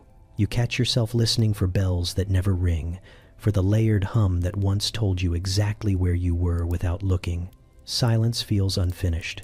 You realize quickly that leaving does not mean shedding. The city has lodged itself in habits. You still walk with urgency. You still measure distances in effort, not miles. When you see a group of children, your eyes flick instinctively to their hands, their posture, their alertness. When you pass a narrow doorway, you note how many people could sleep inside. These calculations continue without permission. Smell is the hardest to shake. A hint of smoke anywhere pulls you backward. Damp stone, sour water, oil on metal. These scents arrive uninvited and fully formed, dragging memories with them. You breathe through them, but they cling, as stubborn as the city ever was. There is relief. Yes. Your shoulders lower gradually, muscles releasing tension they have held for years without comment. You notice how much energy that tension required only after it loosens. Rest feels unfamiliar, like a language you once spoke and abandoned. Even now, part of you expects interruption. You think about the people still there, not constantly, but persistently. They surface in moments of quiet. The woman who counted coal carefully, the child who learned routes instead of games, the man who joked about keeping an empire clothed. These figures are not symbols to you. They are specific, detailed, impossible to summarize. Perspective arrives, but it does not simplify. You see more clearly how the city fits into a larger machine, how suffering was organized and distributed efficiently. Understanding does not lessen the weight of it. If anything, it sharpens it. Knowledge does not offer absolution. You notice how easily others move on. Conversations drift elsewhere. Interest fades. The city becomes an idea again, something discussed rather than lived. This does not anger you. It confirms what you already know. Distance is comfortable. Proximity is demanding. You carry Manchester with you in quieter ways, in how you value warmth, in how you waste nothing without noticing, in how you mistrust easy narratives about progress. When someone praises industry without hesitation, you hear what they are not saying. When they admire prosperity, you wonder where it pooled and where it drained away. There is no clean ending to this journey. Leaving does not resolve anything. It simply relocates you. The city continues without you, adapting as it always has, absorbing new bodies, new reforms, new stories. Your absence barely registers, and that too feels appropriate. Sometimes, late at night, you notice the echo, A phantom vibration, like machinery heard through walls that are no longer there. It fades eventually, but not entirely. The city has rewired how you notice the world. You understand now that places do not stay behind. They travel quietly, embedded in breath and memory, shaping how you stand, how you listen, how you understand what survival really costs. You walk on, and the city walks with you.